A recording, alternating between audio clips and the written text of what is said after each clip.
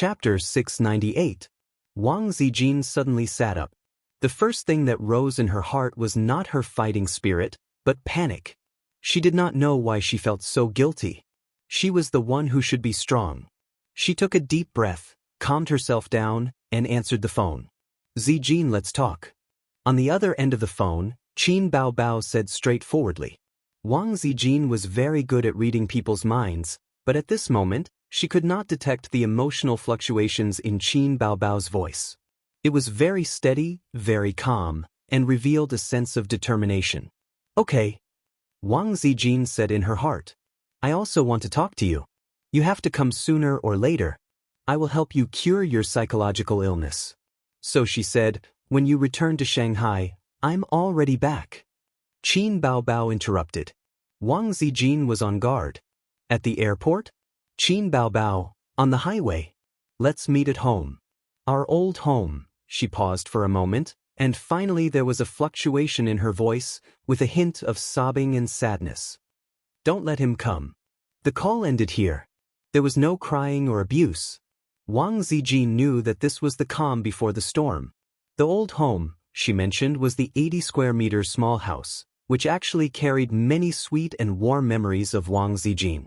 Wang Zijin got dressed, washed her face in the bathroom, and pulled herself together to go to the living room. Qin Zhe just hung up the phone and looked at her in surprise. What's wrong? Wang Zijin hesitated for a moment. Your sister called me. Qin Zhe stood up. What did she say? Wang Zijin stared at him silently for a moment and said, She came back to talk to me. Qin Zhe said without thinking, I'll go with you. Don't go. Wang Zijin shook her head and said in a low voice, Some things are not suitable for you to say. I guess she's in a bad mood now. You'll only aggravate her emotions if you go. Leave it to me. This was a solo match between women. Men shouldn't talk nonsense at the side. At this point, everyone understood. Wang Zijin was just short of saying that her sister had a younger brother complex and that she would be responsible for ending it. Qin Zhe was not in the mood to hide. He knew that things were not over yet. He would either be killed 3 times by the old man or be killed by his sister. He no longer had the opportunity to develop wretchedly. His mother was even more pitiful. She was the dragon in the canyon. After a few seconds of silence, he said, All right, give me a call if there's anything. I'll be there right away. All right, what's the address? Wang Zijin said helplessly, Don't try to get information out of me at this time. Am I that stupid? Qin Zhe said hesitantly, Can you really do it? Wang Zijin patted her not-so-plump C-cup gently. Believe me, I've been waiting for this day for a long time. After tonight, your sister will obediently go home with me and be reborn. After that, she picked up the car key on the coffee table, changed her shoes at the entrance, and went out. Qin Zhe caught up with her and stood at the door. Looking at Sister Ziwei's back, he was in a trance for a moment. He didn't know if it was an illusion or not, but he always felt that Sister Ziwei was like an old general on the stage, with flags all over her body. Ding! The elevator arrived. Wang Zijin entered the car and took the elevator to the basement floor. After she left, Qin Zhe also found a car key and went out. He was going to Nan Manpei's house to appease Suyu, who was said to have kicked off her high heels and danced on the balcony. Suyu was a person who had read half of the script. She had already seen his relationship with Wang Zijin, but even if she was an open-minded woman, when she saw those pictures of her beloved man entering and leaving the hotel with other women, she couldn't be calm. It was good to drink alone. It showed that she knew how to vent. Qin Zhe would be distressed and worried if she kept it in her heart. In addition, he had to lay his cards on the table with Suyu again. After all, he only read half of the script. These cards were really one after another. He didn't know if he could survive after laying his cards on the table. Tiske, human emotions are complicated because they are changeable. Thinking is a kind of brain chemical reaction. It is always reacting, so people's feelings and thoughts are changing all the time. The system sighed. Are you making sarcastic remarks? Damn low. If you work harder, I'm now Long Outyen, with 72 concubines in the 3 palaces and 6 courtyards. Qin Zhe walked out of the car and saw the black Lamborghini. He raised his hand and pressed the lock. With a beep, the supercar was ready to welcome him in. It's really an unscrupulous host who picks up the chopsticks to eat meat and puts down the chopsticks to curse. The system said, but no matter how your human thinking changes, in fact, the essence remains the same.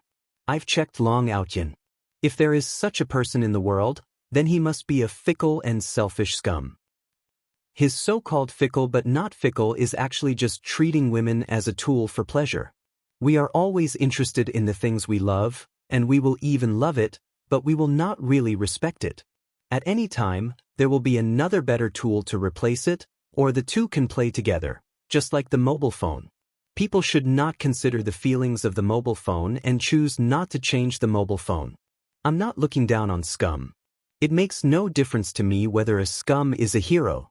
The talent and wealth you have now, aren't you a Long Outyan? But you can't become the real Long Outyan. You will never be that kind of person because of your thinking. But you also have the bad habits that 99% of men have. People can't love only one person in their life, otherwise there won't be so many exes. You're just lucky to grasp those loves at the same time. Enough, I don't want to listen to your nonsense. Xianxia started the car. The Lamborghini's motor roared as it sped out of the underground parking lot. If you suddenly came back to life just to talk about human nature with me, then please die. Actually, I'm not talking nonsense. I detected an extremely strong desire in the depths of your heart. But when I wanted to give you a mission, I didn't know how to give it out reasonably. Xianxia was stunned. What do you mean? The system said, this is the first time I've encountered a situation like this. The desire is very strong, but I don't know how to give out a reasonable and complete mission. Xianxia said, I still don't understand. What desire? The system said, a strong desire to live. Xianxia was speechless. The system said, your life is not in danger, so why do you have such a strong desire to live? No matter how smart an intelligent system is, it can't completely understand a person's thinking, because it is an indefinite and constantly changing chemical reaction. Strange. Xianxia said, you finally exposed the fact that you're low. A real cheat system, can't you read a human's thinking in seconds? However, the system ignored him. Half an hour later, he arrived at Nan Manpei's house. He pressed the doorbell a few times. The one who opened the door was Li Donglai, who stayed up late playing games. Pei Ziki was still a high school student, so she was already asleep. In the villa, Nan Manpei's room was still lit up. The window was open, and Su Yu's noise could be heard faintly. Qinggu, you're here. Li Donglai looked at him with a gaze similar to brother funny. Xianxia was irritated and kicked him. Look at your sister. Li Donglai followed up with a mischievous tone. Do you want to look at my sister? She's sleeping in her room wearing suspenders. When Xianxia lifted his foot, he had already turned and fled. His desire to survive was quite strong. It was good that Qinggu was here. Su Yu's aunt was crying at home, so he couldn't concentrate on playing games. Also, he himself said that he would try his best to raise his pants for money, but he was trapped in a love triangle. Li Donglai also saw the news on the internet. On the second floor, Nan Manpei's room was unlocked. He opened the door and saw the living room in a mess. It was full of paper towels, empty wine bottles, and some side dishes. In addition, Nan Manpei's cherished ceramic teapot was broken. There was no one in the living room. Su Yu was on the balcony. He entered the room and saw Su Yu on the balcony holding an empty wine bottle in one hand and waving the other. She was shouting incoherently, Wang Zijin, that little bitch, one slap at a time, and then sneak her out the window. She waved her small hand vigorously. See? Sneak out like this. Nan Manpei sat cross-legged on the floor of the balcony. She was barefoot and her hair was a little messy. She didn't have the slightest Buddhist aura. It was probably because she had been tortured miserably. Seeing Xianxia come over, Pei Nanman, who prided herself on being calm in the face of trouble, felt a kind of joy after the bitterness was over. Immediately after, she became even more furious. She stood up and sent a flying kick. Xianxia held Nan Manpei's foot with one hand and her waist with the other. He threw Nan Manpei on the bed a few meters away. She had no power to fight back. He walked into the balcony, took the bottle from Su Yu's hand, and said softly, "Eat." Su Yu stared at him and suddenly said, "Oh, you came to pick up Wang Zijin? I threw her out the window. I don't know if she's dead or not." Qin Zhe was speechless. "She's fine," Qin Zhe hugged her, "but you're going to be in trouble. How much did you drink?" Nan Man Pei lay on the bed and sneered, "How much do you think I drank from night to now? My toilet is almost flooded with her vomit." She was so tired. She couldn't even hold a move. "Why do I have to clean up your mess? Look at my room. What's wrong with it?" Nan Man Pei said angrily. Qin Zhe comforted Su Yu and apologized to her. But the one in his arms was still restless. She shouted, "She's okay? That won't do. You pick her up. I'll throw her out again. She'll die." Qin Zhe held back his twitching face and knocked Su Yu out with a knife. Su Yu moaned and softened in his arms. Seeing this, Nan Man Pei was furious. "You should be gentle. I can't bear to hit her." She looked for Qin Zhe to appease Su Yu. She couldn't bear to do such a thing as one-hand knife. Otherwise, what did she want him to do? Sleeping is her best choice. Qin Zhe looked at Su Yu's face with pity. "Let's settle her down with you tonight." He helped Su Yu to the guest room, helped her take off her clothes, covered her with a quilt, turned off the light and closed the door. Then he carefully and patiently helped Nan Man Pei clean the room. He threw the wine bottles, paper towels, and broken teapot porcelain pieces into the black garbage bag. Then he put the pillow back on the sofa.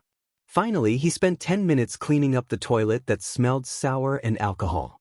During the whole process, Nan Man Pei stood aside to supervise, arms crossed, and said nothing. And then, "Do you want to go back?" Nan Man Pei sneered. "After all, you have a real girlfriend at home. You sneaked out.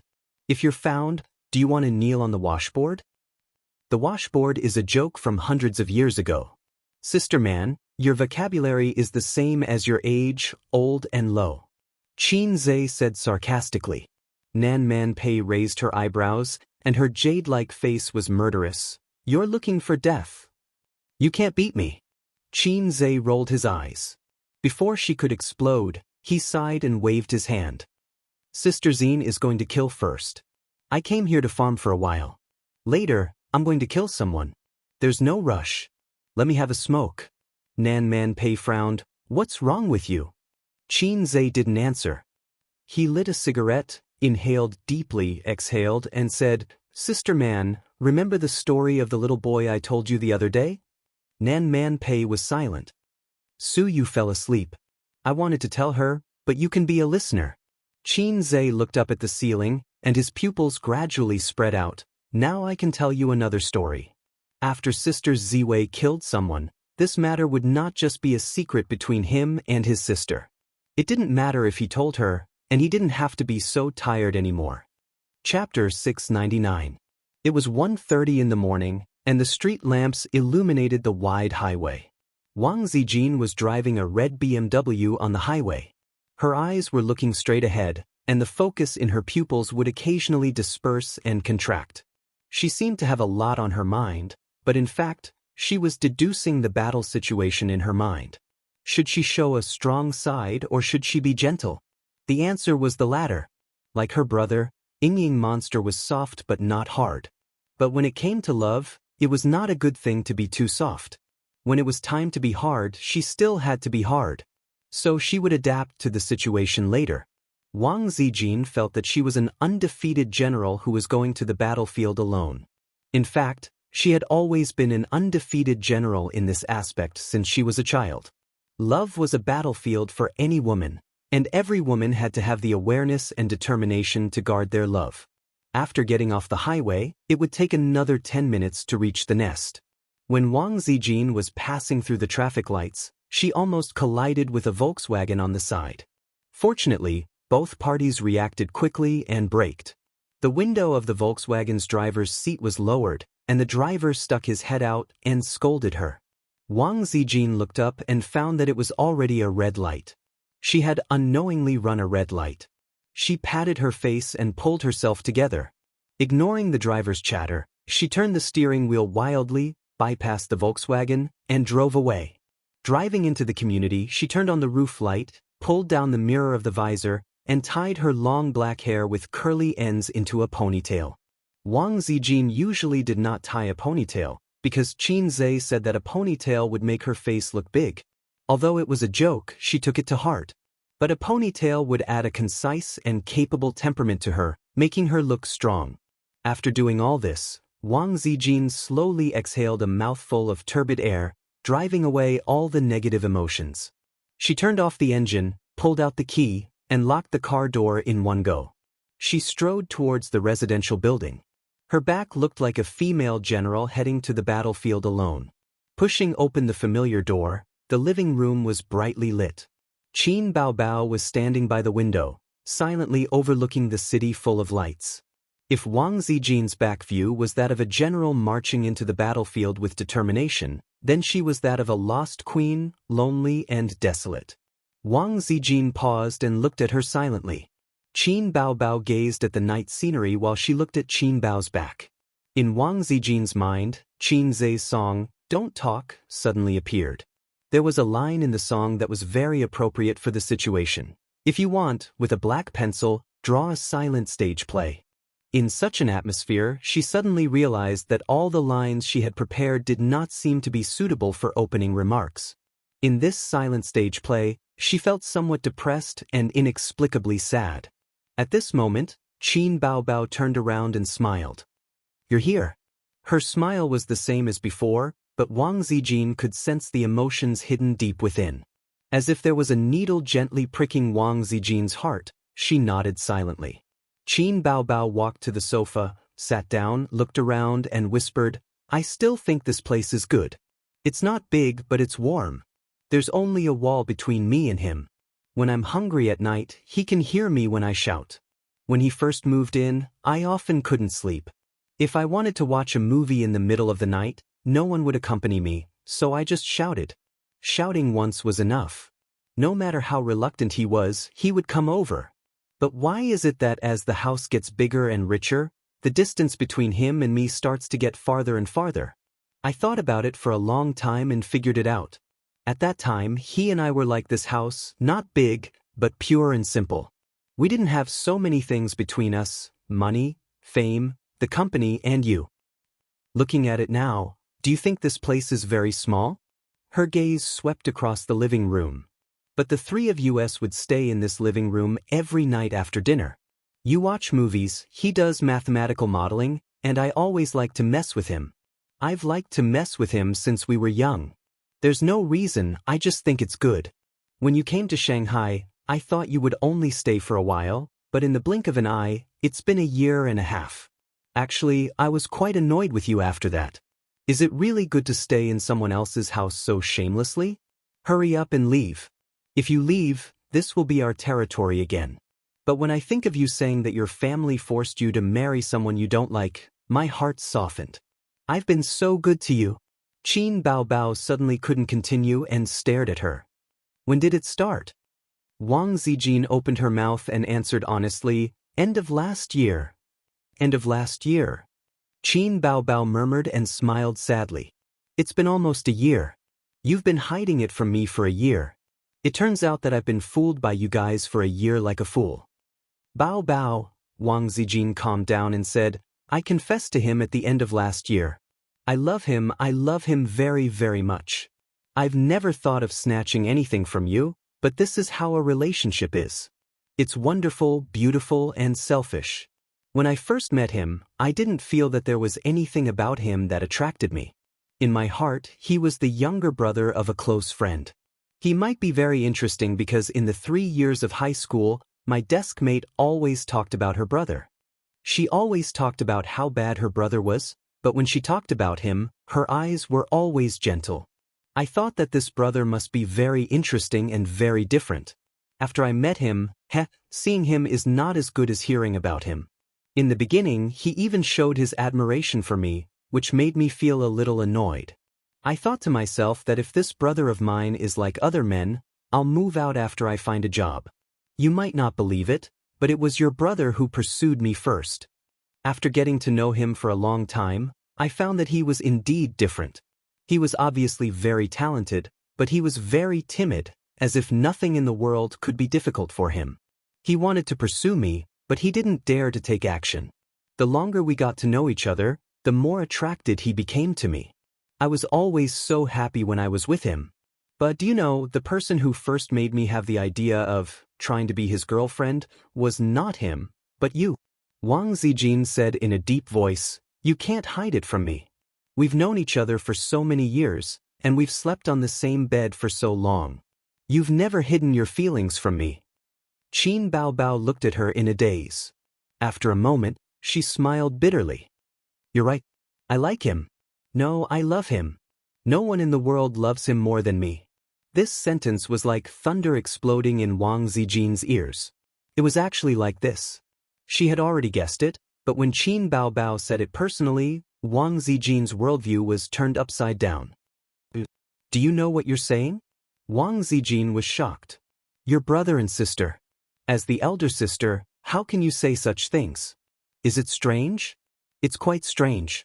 Maybe you'll think that I'm shameless to actually fall in love with my own brother." When she saw him chatting happily with another girl, her heart was filled with hatred. When I thought of him being intimate with another woman, or even getting married and having children, I felt like killing someone. There's no such elder sister in the world. Qin Baobao leaned back and slammed into the sofa. It was as if she had fallen into the river of time for 20 years. When I was very, very young, I knew that he wasn't my biological brother.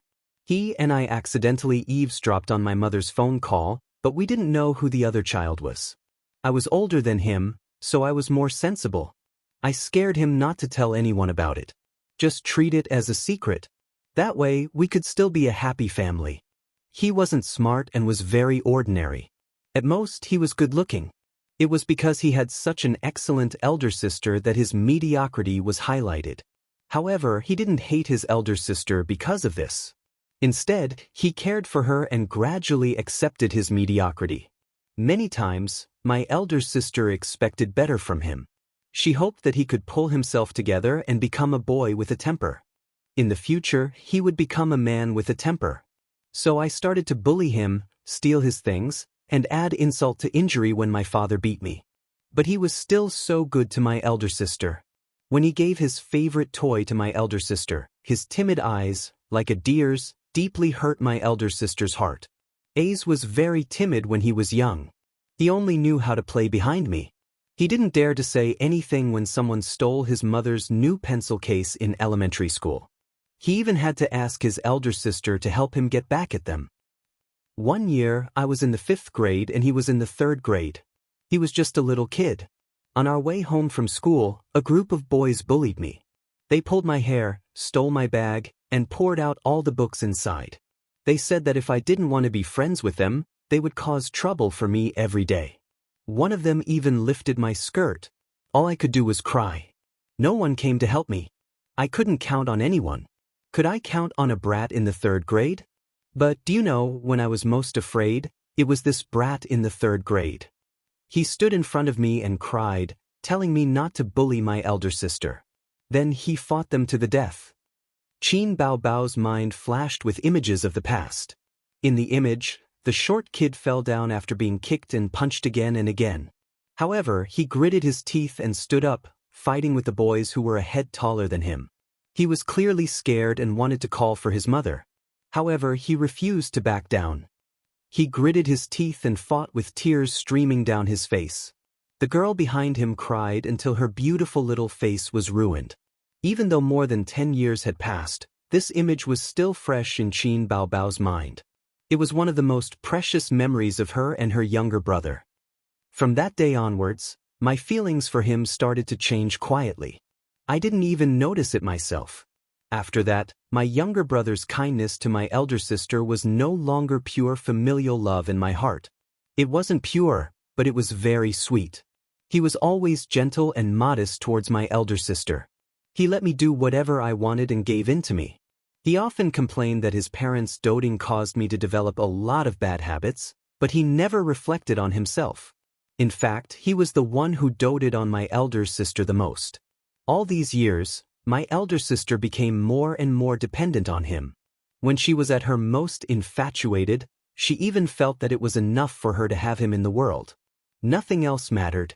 A few years ago, when he had his first girlfriend, he came back excitedly to show off to me. Do you know how I felt at that time? It was painful. It was so painful that I wanted to die, just like today. Qin Baobao covered her heart and choked with sobs. It was so painful that I didn't want to live anymore. Wang Zijin was silent. At this point, all words were useless. She listened to the girl's endless recollection of the past, revealing her feelings honestly and affectionately. It was a feeling that had been fermenting in her heart for more than 10 years. The moment she opened the lid, what she smelled was not a fragrance, but a heart-wrenching pain. Any words and excuses were suddenly pale and powerless in the face of this feeling. At the same time, Wang Zijin finally understood why she was scared. She was the third party. She was abrupt and discordant in this love that shouldn't have been. It was so discordant that many times, even she herself felt that she was unnecessary. So subconsciously, she felt that she should be scared. Zijin, unknowingly, this heartless woman had tears streaming down her face. Qin Baobao used an almost pleading tone. 13 years. I loved him for 13 years. That was my whole life. Please, give him back to me. Give him back to me. Chapter 700. At that moment, Wang Zijin almost couldn't breathe. She stared at Qin Bao blankly for a long time. Her eyelashes trembled, and tears rolled down her cheeks. What about me? What about me? He's my first man, and I hope he's my last. I love him very much too. I've never loved a man like this. I fell out with my parents for him. I said that I'd be happy even if I had to drink cold water with him. All of you shut up. Now you want me to give him back to you? What do you want me to do? Wang Zijin gritted her teeth and wiped her tears. So what if I give him back to you? Can you two be together? No matter how open-minded Uncle Qin is, can he tolerate his son and daughter getting married? Does he know about this? If he doesn't, where do you think I am? Let's take a step back. Even if he's willing, can the two of you really be together? You two are the center of attention in the entertainment industry. The whole country is watching you. How can you two be together? If you insist on being with him, you'll destroy him. Even if you don't care, have you thought about your parents? They'll struggle in the future. Do you want your parents to have such an old age? Uncle Qin is still a university professor. How will he face the teachers and students of the university? What will your friends and relatives think? You've been brother and sister for more than 20 years. Even if you're not related by blood, if normal people have been brother and sister for 20 years, blood relations won't matter anymore. They'll think that you were already in an incestuous relationship when you were still brother and sister. How can your parents bear it? It's useless even if you explain. If it's useful, will there still be cyberbullying? Would there still be rumors and slanders that could ruin one's bones? Do you know how many people are jealous of you and Qinze? They alone can make you too unable to make a comeback. Did he want to become a joke and a negative example that was rarely seen in the entertainment industry for decades? Be criticized for the rest of your life? Have you thought about how your children will live in the future? At the end, she sounded very agitated. It's useless to go abroad. In this era of increasingly advanced communication, it's useless to go abroad. Reputation is irreversible. From the day you two became top public figures, there was no turning back. Unless he had to stay in a poor and backward village for the rest of his life. But would he be willing to do that? So regret it. You can never be with him in this lifetime. Qin Baobao instantly lost all of her essence, energy, and spirit, like a withered flower. Big sister man, last time we were talking about a boy with no special features.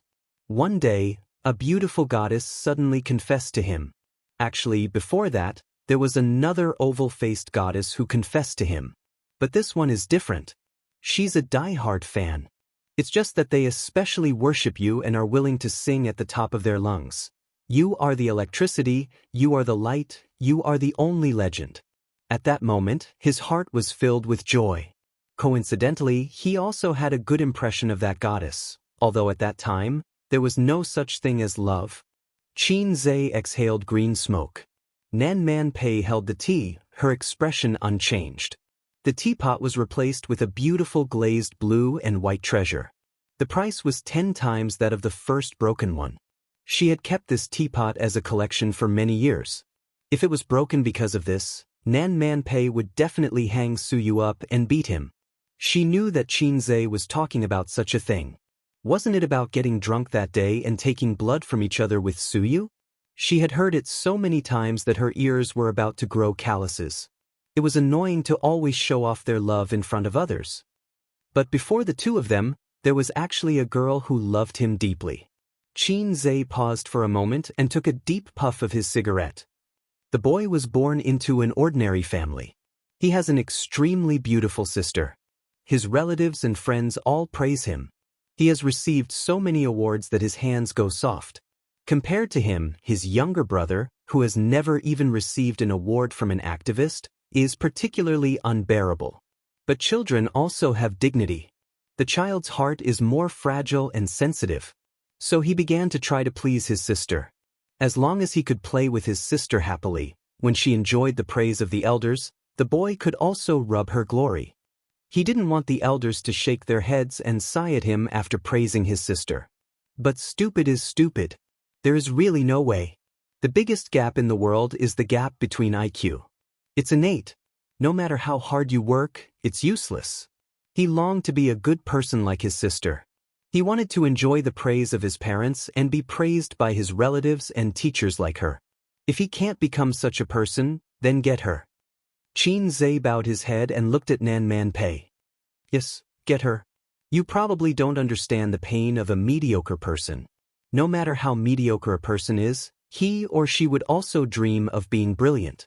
He or she would go on stage at the school's spring festival party and play a sad piano song. Then, all the girls in the school and the female teachers would be infatuated with his melancholy back and be unable to extricate themselves. Or when he or she was returning home from school, a 5-kilometer-long car suddenly drove to the school gate. The butler, who was wearing an exquisite and well-ironed suit, combed his hair white and put a white handkerchief on his collar, bowed 90 degrees and respectfully said, "Young master, master asked me to take you home." Or a group of hooligans in the school are fighting over a beauty. At the moment when countless students are attracted to her, you suddenly jump out with a cigarette in your mouth. Indifferent? Your expression and tone must be indifferent. This will make you look cool. Indifferent, you say, "This is my woman. If you don't want to die, all of you should get out of here." Nan Man Pei was speechless. She thought to herself, "Your inner thoughts are so rich when you're young. It's hard for me to complain." Do you think it's funny? But he really wants to. He wants to go crazy. But the real him can't be more mediocre. His grades are average, his sports are average, his personality is gentle. In fact, this is the helplessness of mediocre people to please the world. Xianxia's smile was bitter at first. Then, he suddenly thought of something and the corner of his mouth twitched.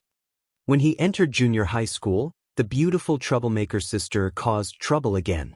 At that time, the hooligans who didn't study were fighting for territory in the school. When they saw a beautiful girl, they would ask to be their girlfriend. A big brother without a sister-in-law was an incompetent big brother. She was so beautiful that she became the hot cake that the big brothers had to fight over. The opportunity finally came. Sister stole 100 yuan from home. There were about 20 people. She said that as long as you helped my brother hold the line, she would give each of you 5 yuan. 5 yuan. At that time, a popsicle only cost 50 cents. 5 yuan could let you eat fish and meat in the cafeteria. Then, she found the hooligans and said that she was Xianxia's woman. If you're a man, you should draw your sword.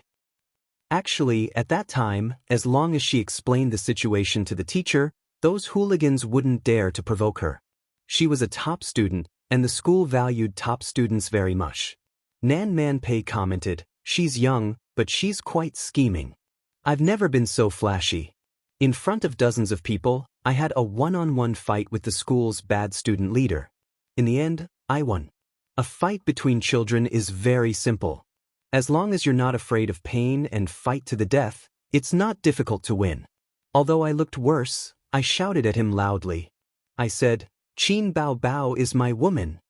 Xianxia grinned. I've remembered this sentence for many years. Now that I think about it, I'm really excited. Nan Man Pei was silent. After that, the boy's desire to get her became stronger and stronger. It was like a black seed buried in his heart, absorbing the negative emotions of the outside world and gradually blooming a black flower.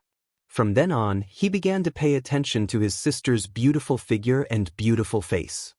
He watched as her breasts became fuller and fuller, and she had the charm of a young girl.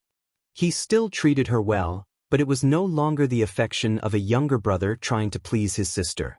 It was a kind of love that was causing trouble. One day, when he was playing with his sister, the friction of their bodies made him have a physiological reaction. In his adolescence, he suddenly understood that it was difficult for him to treat his sister, who he had spent more than 10 years with, as family. At one point, he felt a huge sense of guilt. He felt disgusted as a creature in a dirty pigsty. Until one night, his sister knocked on his door while his parents were asleep. They slept on the same bed and talked about meaningless things. The younger brother was very well behaved. He felt that if he exposed his inner impulses, his sister would never get close to him again. However, God didn't close all the windows for this humble and ordinary child. He left a window open. That night, his sister kissed him. Nan Man Pei was stunned. In the darkness where there was no light, he heard his sister's rapid breathing. He imagined his sister's blushing face and her moist and shy eyes. A huge sense of happiness exploded in his heart. He was sure of one thing: his sister liked him. It wasn't a simple brother-sister relationship, but the kind of love that a girl secretly likes a boy. Xianxia laughed bitterly. But so what? His life was so mediocre that there was no highlight to speak of. Such a person, other than going with the flow, what ability did he have to change his fate? He didn't even dare to be angry with his father. All he could do was to hide his feelings in his heart. In the years that followed, the two of them tacitly hid their secrets. A secret kiss could be sweet for half a day. They passed through junior high school, and university. No one dared to touch the feelings in their hearts. His sister stubbornly refused to go on blind dates and refused to date any boyfriends. Because she already had someone in her heart. That useless brother. The younger brother was more rational. He knew that he couldn't do it. Deep in his heart, he felt that he couldn't do it. He was so useless. His greatest achievement was the big house that was destined to be left to him by his family. So he started to try to find a girlfriend. Time always dilutes everything. No matter how solemn their love was, it couldn't beat time. The perfect ending for the two of them was that he married a local wife, and his sister married an outstanding man. Everyone continued to hide their secrets in their hearts, leaving behind fleeting time and moving forward into the future. Later, the boy finally grew up.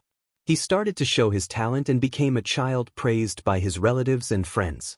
He became someone else's child. He could do whatever he wanted in the entertainment industry. He was undefeated in the business world and earned a lot of money every day. However, his cowardly nature was rooted in his heart. Even if their names were not related by blood, he still did not dare to lay his cards on the table with his parents. He did not dare to loudly tell his parents that baby Qin was his woman. He was terrified to the core. So he held on to his sister and didn't let go. At the same time, he yearned for love openly with other women. He became arrogant. Nan Man Pei knew why Xianxia said these things to her. She also knew what Wang Zijin was doing. Everything stemmed from yesterday's news. Since he already got the love he wanted, why didn't he stop before it was too late? There are too many beautiful things in life. There will always be people who miss out. He shouldn't be obsessed with the fleeting past. If he knows that it's wrong, he should cut it off, Nan Man Pei said gently. I can't kill him, Xianxia murmured. Others only see his brilliance, but who has ever seen his humble and weak side? Who would like that incompetent and useless version of him? Only my sister, he said. Nan Man Pei was silent. She didn't know what to say. This confident, calm, and talented young man in front of her took off his heavy armor for the first time in front of her.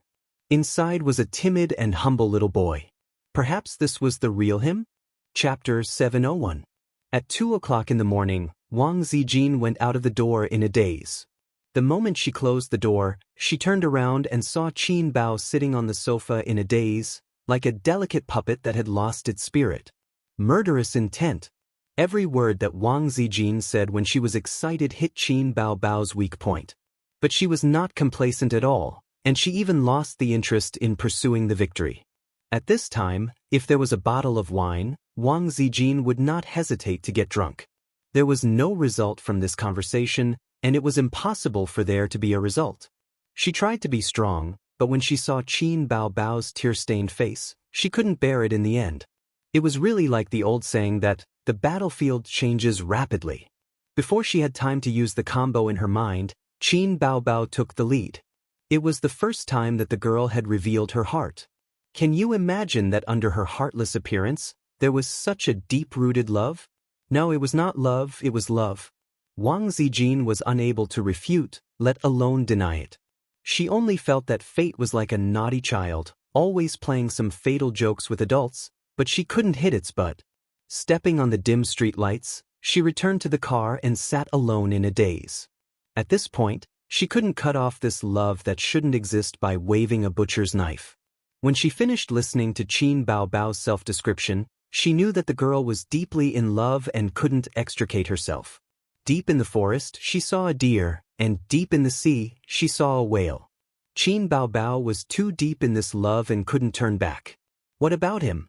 If the elder sister was like this, what kind of mentality would the younger brother have? Thinking of this question, Wang Zijin fell silent. The fear in her heart was fermenting, and it was also the reason why she hurriedly ended the negotiation with Qin Bao. It was like a general on the battlefield who suddenly received a secret letter about a secret deal between the imperial court and the enemy country. At this time, what the general should do was to continue fighting the enemy bravely, or stay still and wait for the imperial court's orders, or return to the imperial court to confront the fatuous emperor? After a long silence, she took out her cell phone. After some hesitation, she called Qin Zhe. On the other side, Qin Zhe finally finished pouring out the worries that had been bottled up in his heart for more than 10 years. He felt much better. Indeed, Nen Man Pei was not a good listener and would not comfort him gently. But these words were better said to her than to Su Yu. After Su Yu knew about this, he didn't know if his mentality would explode. She had always thought that her enemy was Wang Zijin. Of course, that was not wrong. However, she did not know that there was a big boss behind the second boss. I have a donkey, but I never ride it. Nen Man Pei was speechless. Qin Zhe was speechless. To be honest, in such a sad atmosphere, it was a little discordant to suddenly play such a cheerful nursery rhyme. Just like at a military parade, the solemn national anthem suddenly switched to a divine TikTok song. Let's learn how to meow like cats. Meow meow meow meow. The caller was Wang Zijin. Qin Zhe got up and walked to the balcony. At the same time, he picked up the phone. Sister Ziwei? Nan Man Pei quietly followed a few steps and pricked up her ears, desperately trying to eavesdrop. But Qin Zhe turned around and closed the door. He walked to the balcony and the sound disappeared. Nan Man Pei was not satisfied. Why did you close the door? I won't eavesdrop. This is my room, okay? Qin Zhe ignored her and locked the door. I finished talking with Bao. Wang Zijin's tone was calm. Qin Zhe's heart skipped a beat and he did not speak. How did it go? In the end, he squeezed out this sentence. She asked me to return you to her, Wang Zijin said. Sister Ziwei's tone was so calm that it made Qin Zhe panic.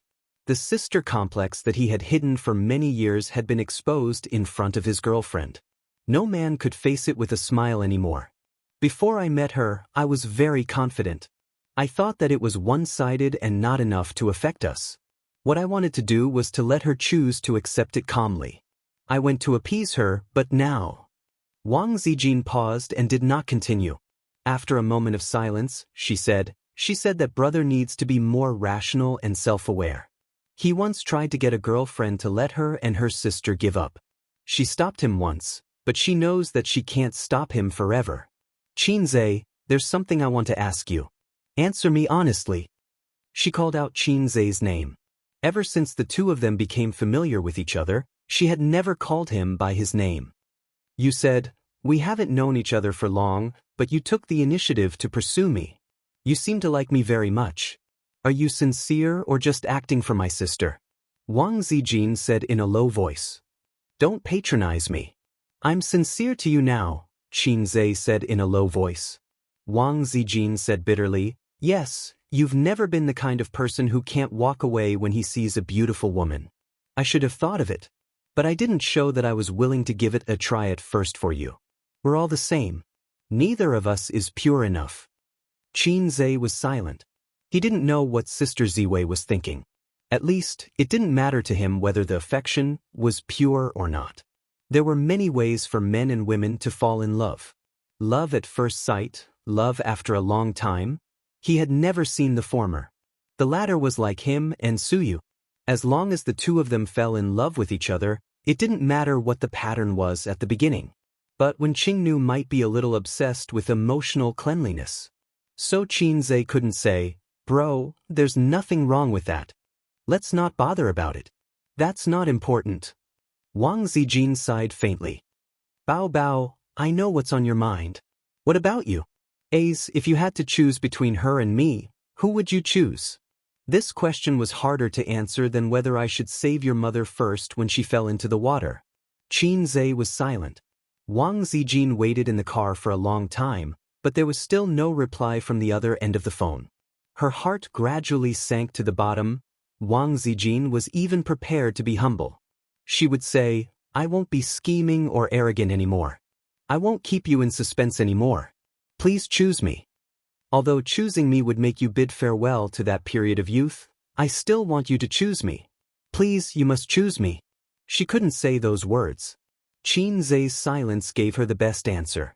In the desperate silence, Wang Zijin chose to hang up the phone. The light on the roof of the car emitted an orange and dim light. Wang Zijin held back her tears for a long time. She finally collapsed. She leaned on the steering wheel and cried bitterly. She cried like a child. It was heart-wrenching. Nan Man Pei silently guessed the conversation on the balcony. Her fake character as indifferent as Chrysanthemum and her real character as violent and irritable had never made her so obsessed with other people's gossip. Like Suyu, she always thought that her best friend's enemy should be Wang Zijin. She also noticed the unusual relationship between Qin Bao Bao and Qin Zhe, but she didn't care about it. Who would have thought that there would be a sudden reversal? It turned out that the brother and sister had such a complicated relationship. Damn, it's so exciting. She thought again of Wang Zijin's seemingly dignified but actually strong character. How could a proper official's daughter tolerate this kind of thing? Thinking of this, it was even more exciting. Nan Man Pei was not a simple gossip. She was a little worried about her best friend's future. Wang Zijin was already difficult to deal with. What about Qin Bao Bao? Even if two tigers fought, one would be injured. However, it was easy for the injured tiger to turn around and bite a melon-eating teddy bear to death. Although a teddy bear was stable as a concubine, it was not a good empress who didn't want to be the emperor's concubine. She might not be willing. Nan Man Pei pinched her temples. She was a little worried. In addition, there was a sense of irritation and loss rising from the bottom of her heart. Qin Zhe listened to the busy tone on the phone and stood on the balcony in a daze for a while. He subconsciously wanted to reach for a cigarette, but then he remembered that the cigarette box was in the living room. He couldn't give the answer Wang Zijin wanted. It was useless to say too much on the phone. So he sent a text message to ask where she was. She didn't reply. When he called her again, her phone was turned off. Qin Zhe left the room, picked up the cigarette box and coat on the sofa, and strode out. "Sister Man, please take care of Suyu. I'll go back first." Nan Man Pei chased out of the door. "What's the situation?" Qin Zhe, "It's none of your business." Pei Nan Man took off her slipper and threw it at Qin Zhe, who was on the stairs. It hit him right in the head. He left without looking back. "Go away, little boy," Nan Man Pei shouted. Chapter 702. Qin Zhe returned to his home in Royal View Mansion. The light in the living room was dark and there was no one in the house. He sat in the living room. Hei's king's heart was not calm, but depressed and tired. In this messy relationship, there were many things he could do, but the final choice had nothing to do with him. This was also the reason why he did not answer Wang Zijin on the phone. He thought that Sister Ziwei was so smart that she should be able to get his meaning. He was thinking about how to communicate or how to talk later. After thinking for a long time, he still could not come up with a good idea. He decided to frankly disclose his thoughts and feelings, which was his greatest sincerity. He smoked one cigarette after another. In the blink of an eye, it was 3 o'clock in the morning. Wang Zijin had not come back. Didn't she finish talking with his sister long ago? Did she sleep in the same bed with his sister again? No, it was impossible. Qinzhe was already thankful that they did not fight. His sister was either in the hotel or in the old house. Qinzhe put out the cigarette and called her. The voice message said that her phone was off, and it was off again.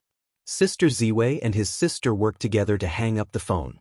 He pondered for a moment and decided to go to the old house first. At this time, he should meet his sister first. Qinzhe went to the porch and put on his shoes. When he was about to open the door, he suddenly froze. The picture of the living room popped up in his mind. The items were restored one by one. One bottle of wine on the wine rack was missing. The shoes at the porch were more messy than before he went out. The things in the living room also had traces of being moved. Qinzhe's scalp tingled. He opened the shoe cabinet and took a look. Half of the high-heeled shoes were missing. Then he rushed to Wang Zijin's room and opened the wardrobe. The clothes in the wardrobe were also missing. She left and took away some of her favorite clothes. She ran away from home without a word. His gaze swept across the room, but he didn't see any messages from her, nor did he see any items. For example, the lady's wristwatch Qinzhe gave her. Qinzhe went out and drove to the house where he and his sister lived for 3 years. Wang Zijin left without saying a word. Qinzhe couldn't find her, but he could find his sister. She must be in that house. Qinzhe knew her too well. The Lamborghini drove in the dark. There were few cars on the road, and the bustling city during the day fell into a deep sleep. There's no time to make it more spectacular. Preserve the dignity of a farewell. I love you without regret and respect the end of the story. A breakup should be a dignified one. No one should apologize. The projection of the points store suddenly popped up, and the sound of singing filled the space inside the car. Only Qinzhe could see and hear. Qinzhe was speechless. Damn it, I'm going to swear. What a lowly system.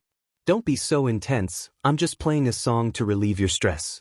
The system said, just for the occasion. Other people's systems would help the host cheat, pick up girls for him, and dominate the world for him. My system kicked me in the head when I lost my footing and drowned? Qinzhe was in a bad mood, so he couldn't be bothered with it. You don't like it? No problem, I'll change it for you. I have plenty of them here anyway. The system said considerately. The song changed. The wind blows the rain into flowers. Time can't catch up with the white horse. We agreed not to separate. We'll always be together. Even if I'm against time. Even if I'm against the whole world. He almost spat out a mouthful of old blood. Qinzhe gritted his teeth and said, I really want to crack open my own brain, then pull you out and chop you into pieces. After kicking it, it even threw stones at you. System, asterisk. After Big Sister and Big Sister Xian had stabbed him in the back, the system had also stabbed him in the back. He was an actor, but it couldn't do anything about it. Qinzhe could only bear with it. He drove to the neighborhood and looked up. From this angle, he could see the living room. The living room lights were still on, and it was especially conspicuous in the dark residential building. His sister was really here. Qinzhe leaned against the Lamborghini, looked at the lights, silently finished a cigarette, stepped on the butt, and returned to the car. Don't you want to go up? Maybe she's waiting for you with the lights on. The system said. You don't know her. She must have forgotten to turn off the lights when she slept. She won't want to see me now. Qinzhe started the car and left the neighborhood. I just came to take a look, and I'll be relieved. Fortunately, she's still in my sight. She's still waiting for me. Back at Royal View Mansion, it was late at night and he couldn't sleep. Sitting alone in the empty room, scenes of the past appeared in his mind. Sister Ziwei sitting on the bed with a blushing face, watching him sneak into the room in the middle of the night. Sister Ziwei dressing in front of the mirror, looking back with a smile. On the big bed, the two of them were entangled together. He sat on the edge of the bed dispiritedly.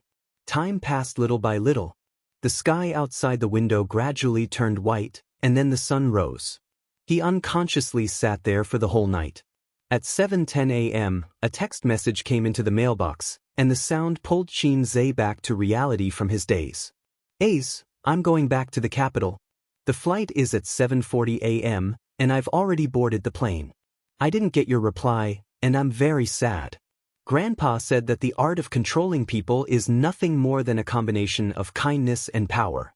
But no matter how brilliant the art of controlling people is, it's useless in the face of love. I didn't understand it before, but now I do. After listening to Bao Bao's words, I was at a loss and very sad.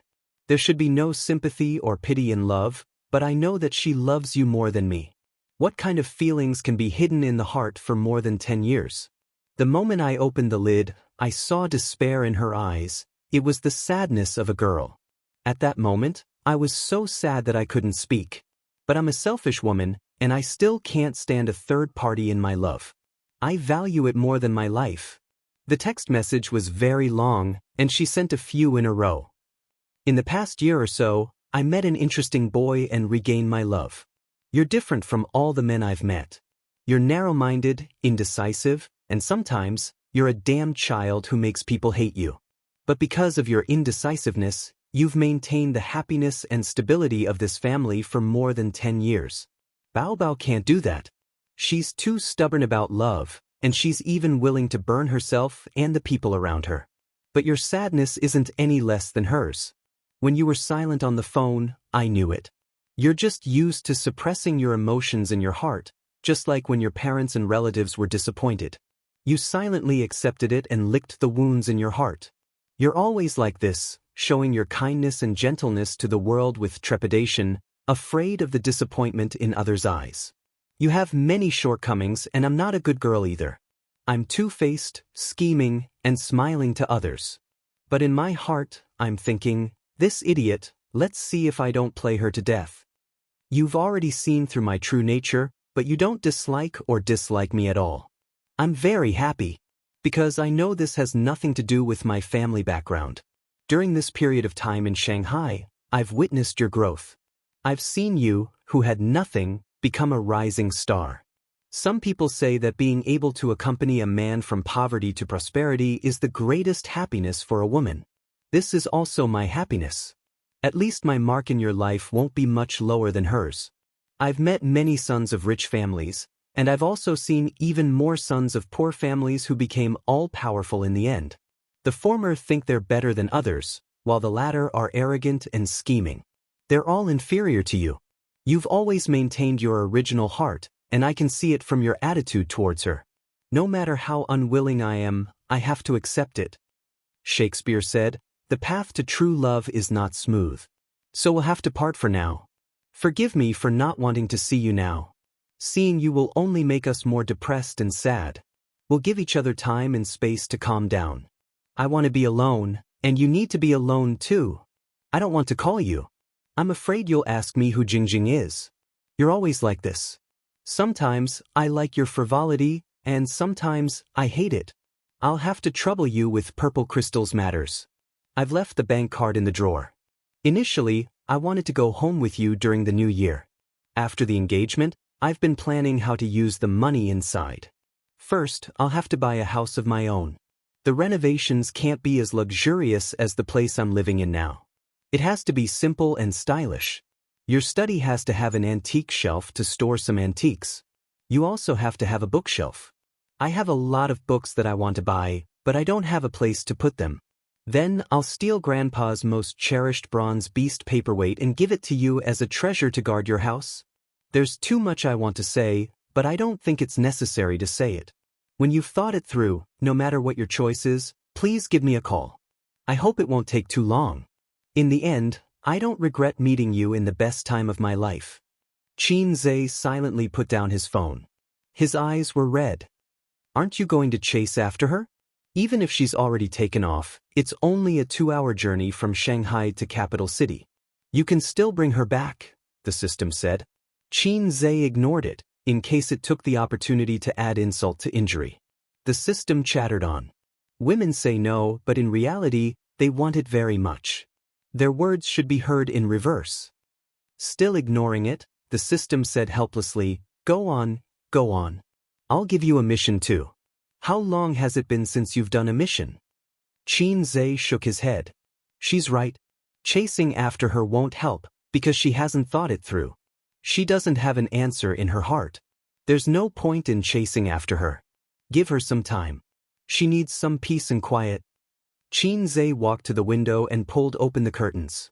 The warm sunlight poured in like water. His eyes were wet again. Men cry. It's not a crime to cry. No matter how strong a man is, he has the right to be tired. The song came again. In the end, he still couldn't avoid the system stone. At Hongqiao Airport, the plane rushed out of the runway. With its head held high, the wings of the plane swept across the blue sky. Wang Zijin sat in the first-class cabin by the window. She didn't sleep for the whole night. Tired, she leaned against the seat and dozed off. A tall stewardess walked past her. Her eyes swept across every passenger, checking if they had fastened their seatbelts. When she saw Wang Zijin, she was stunned. After a moment of careful observation, she said excitedly, "You're Qin Zhe's girlfriend?" The passengers in the first-class cabin all looked at her. Wang Zijin raised her head, looked at her, and smiled. She looked down at Shanghai silently. The plane rose higher and higher, and the city became smaller and smaller. The moment it rushed into the clouds, the whole of Shanghai disappeared in front of her eyes. She closed her eyes and tears fell silently. Goodbye, Shanghai. Chapter 703. December 12th, the weather was clear and the wind was cold. A week after Wang Zijin left, Qin Zhe stayed in the big house in Royal View Park for a week, alone. His sister had moved back home. She had planned to hide in the small house by herself, but the news of Qin Baobao's concert being interrupted spread all over the internet. The official reason given was that she had a sudden physical condition and needed emergency treatment. Qin Ma and Grandpa Qin saw the news and were scared out of their wits. Bao Bao was the apple of the Qin family's eye, the apple of their parents' eyes. Qin Ma said that she wanted to move in with them so that she could take care of her daughter's daily needs. Qin Baobao couldn't explain why she moved back to the small house. She said that she didn't need to and that she was in good health, but her parents were worried. They had to keep an eye on their daughter to be at ease. Qin Baobao had no choice but to move back home from the small house and live the life of a rich young lady. She went to work as usual. Qin Zhe went to Tianfang once to try to coax her, but his sister kept a straight face the whole time. She didn't talk to him or look at him. It was as if the person beside her was no longer a brother who kissed and hugged her, but a stinky and disgusting salted fish. He didn't know what his sister was thinking now. If she was a volcano that could erupt at any time, Qin Zhe couldn't pester her in the company. There were too many people and it wouldn't be easy to clean up the mess. In addition, he had just signed the game development agreement. Purple Crystal Technology had a lot of work to do. He could only accept his sister's Cold War. It was useless to coax her now. He could only wait for her anger to subside a little before they could talk. However, Qin Zhe always paid attention to his sister's mood and state. He called Qin Ma every day to ask about it, or checked the surveillance at home. Every few days, he could see his sister returning home when he was at work. She would move her cosmetics, clothes, and perfume. Wang Zijin had completely cut off contact with him. Her phone was turned off, and the chat app seemed to have been blacklisted. Qin Zhe tried to call Zhao Taizhu to get some information from him, but Zhao Taizhu, who was his brother on the surface, did not give him any face at all. He said, "Who are you? Do I know you?" Qin Zhe said, "Brother Taiyu, it's me, Qin Zhe." Zhao Taizhu said, "Sorry, I don't know a little wolf dog named Qin Zhe." Qin Zhe said, "Brother Taizhu, don't be like this. You didn't block my number, which means I still have a chance." Zhao Taizhu said, "Little wolf dog, you're thinking too much. I just don't want to be unable to find you when it's time for the bonus." Zhao Taizhu is Wang Zijin's #1 henchman. You can't expect him to help you at any time. Qin Zhe helplessly discovered this fact. And Zhao Taizhu is like this. Who can he count on Wang Zijin's friends in the circle? Su Yu didn't seem to know that his real girlfriend and sister had a showdown. He thought that Nan Man Pei would tell her the story of the night, but she didn't. Qin Zhe deliberately called and carefully asked about it. Nan Man Pei coldly snorted. Do you think I don't know what you're thinking? You don't have the confidence to tell Su Yu, so let me be the messenger? What if she goes crazy again? Am I your mother? Should I help you carry the thunder? Qin Zhe knew that she was helping him hide things. The two countries were at war. No matter how fierce the war was, it was always better than the romance of the three kingdoms. It was hard to imagine how he would deal with Su Yu's crying, and hanging in the current situation. Qin Zhe whispered, "Thank you." Nan Man Pei muttered, "I'm not helping you. I just don't want you to make a choice that you will regret for the rest of your life under impulse, and I don't want Su Yu to be like this." Sister Man was rarely arrogant. Qin Zhe thought about it. He didn't know what her expression was like at this time. Would it be cute? On Friday, after getting away from the complicated affairs of Amethyst technology, Qin Zhe dragged his tired body home. It was not Royal View Grand Court, but his parents' home. He came to see his sister. At 7:30 in the afternoon, after a long rush hour traffic jam, he finally got home before his parents finished eating. Taking out the key to open the door, his father's frowning and dissatisfied tone came from inside. "You don't know how to sit, put your feet down." Sister's voice was coquettish. "Mom, I'm not feeling well, my head hurts, Dad still has so many rules." "Qin Ma, don't worry about him, where are you uncomfortable, go to the hospital?" The family of three was alarmed by the sound of the door opening and looked at the door. Qin Zhe took off his coat and hung it on the hanger, put on his slippers and said, "Mom, is there still food?" Seeing that he had come home, Qin Ma was very happy. "There's not much in the pot, you eat first, if it's not enough, Mom will cook noodles for you. Why didn't you tell me you were coming back?" The old man nodded slightly and sister, who was sitting cross-legged on the chair, immediately put on a straight face, put her feet down, got up, and walked to the room. "Hey, where are you going? We haven't finished eating yet." Qin Ma said. "I don't want to eat." Qin Bao didn't even turn her head. "That's good, we don't have to worry about not having enough food." Qin Zhe sat down on his sister's seat and picked up her half-eaten bowl of rice. Qin Bao's footsteps paused, and she went back to the room expressionlessly. "This child," Qin Ma muttered. Her daughter had left, but she still had her son. When Qin Ma looked at her son again, she found that he was much more haggard. The most obvious were the 2 bags under his eyes, and his eyes were much dimmer. Whether a person was tired or not, the eyes were a direct indication. "Is work so tiring? You don't have any spirit in your eyes," Qin Ma said with heartache. The old man also looked at him and said with a frown, "You can't make enough money, take care of your health." Qin Zhe nodded and said, "Sister Ziwei has returned to the capital, there are a lot of things to do in the company, she's a bit busy." Wang Zijin had returned to the capital for a week. The reason that Qin Zhe gave was that something had happened to the old man of the Wang family, and she went back to visit. Anyway, the old man couldn't hear, so he probably wouldn't send someone to invite him to eat peanuts. "When will she come back?" Qin Ma asked. When the old man gets better." Qin Zhe said, "It's possible that the old man can lie in bed for a year and a half. Let's not talk about this, how's my sister?" Qin Zhe changed the topic. "Much better, I guess, although I don't know what's wrong with her." Qin Ma was confused and said, "For the first few days after she came back, she was in a daze and didn't come out of the room, she was listless. Once, I asked her to wipe the sink, she wiped it with a towel. She often left things everywhere, and when she couldn't find them, she lost her temper. She's much better now, she can smile." Then she frowned and whispered, "She doesn't look like she's sick, she looks like she's heartbroken. Tell me, what's going on?" Qin Zhe's heart trembled. "She doesn't look like she's heartbroken, she's clearly sick." "Yes, she's sick. By the way, Mom, don't tell me the towel she used to wipe the sink is mine?" Qin Ma was stunned. "How did you know?" Qin Zhe. Qin Ma and the old man looked at each other and frowned slightly. They sensed that things weren't simple. Of course, they knew what kind of person their daughters were. If both of them were like this, something must have happened. Then, they thought about how their daughter claimed to have found a boyfriend and said that she would bring him home for them to take a look. How long had it been? That was why they shouldn't plant flags casually. It wouldn't end well. Like I said, how good can her taste be if she doesn't have a boyfriend at this age?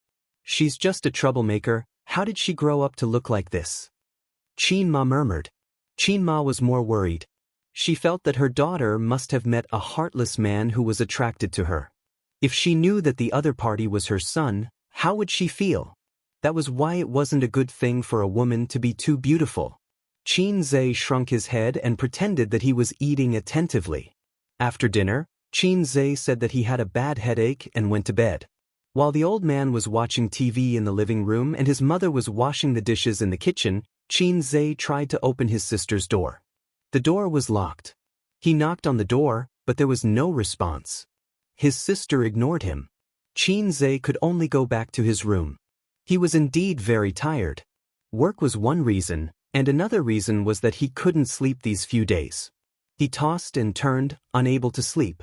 People with a lot on their minds would be like this.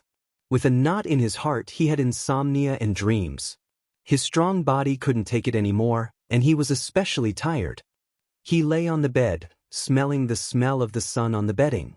He felt inexplicably at ease, like a wandering child who had finally returned to his home. Qianxia gradually fell asleep. Qin Baobao went out to the toilet. She glanced at her brother's door and walked in the direction of the smell from the kitchen with a gloomy face. Qianma was stewing chicken soup with wolfberry, bird's nest, ginseng, and some spices. Qin Baobao didn't have enough for dinner. She swallowed her saliva when she smelled the aroma. She smiled and said, "Mom is the best. You're giving me special treatment. Give me a spoonful." Qianma glanced at her. "You're not full? I'll make noodles for you later. The chicken soup is for your brother." Qin Baobao said angrily, "I'm the biological?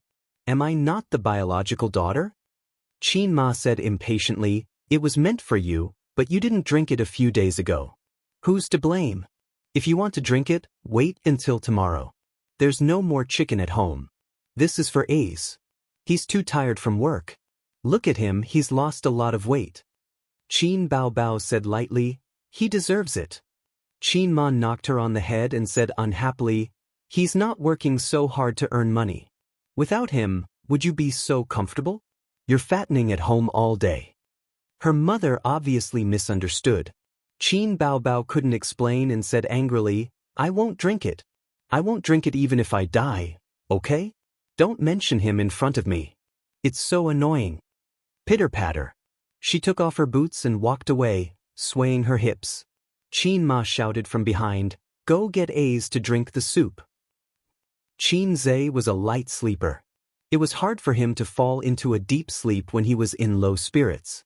He vaguely sensed that someone opened the door to the room. She walked to the bedside and stood for a while. Then, she reached out her cold hand and gently touched his face. It was his sister. Qianxia woke up immediately and opened his eyes. "Sister." As soon as the word left his mouth, his sister was obviously shocked. Her hand that was touching his face trembled. Then, with an extremely fast hand speed, she stopped shaking back and changed her touch into a series of consecutive moves. But a loud slap sounded. "Get up and drink the soup," Qin Baobao said coldly and walked out of the room. Qianxia covered his face. His sister had never slapped him in the face before. Chapter 704. Qianxia rubbed his face and looked at the mirror on the wardrobe. Although his sister did not hit him lightly, it was not too hard either. There was no slap mark. Otherwise, it would be hard for him to answer if his mother noticed it and asked him about it. In the kitchen, Qianma was scooping soup. Her sister looked at her eagerly and said coquettishly, "Mom, I don't want the soup. I want the chicken." Before Qianma could say anything, Qianxia walked into the kitchen and said happily, "It smells so good. Mom's cooking is getting better. Give this bowl to Sis first. I only need a little." The chicken soup was boiled in a small clay pot. Excluding the chicken, ingredients, and herbs, there were at most 2 bowls of chicken soup. With a man's appetite, drinking 2 bowls of chicken soup would be child's play.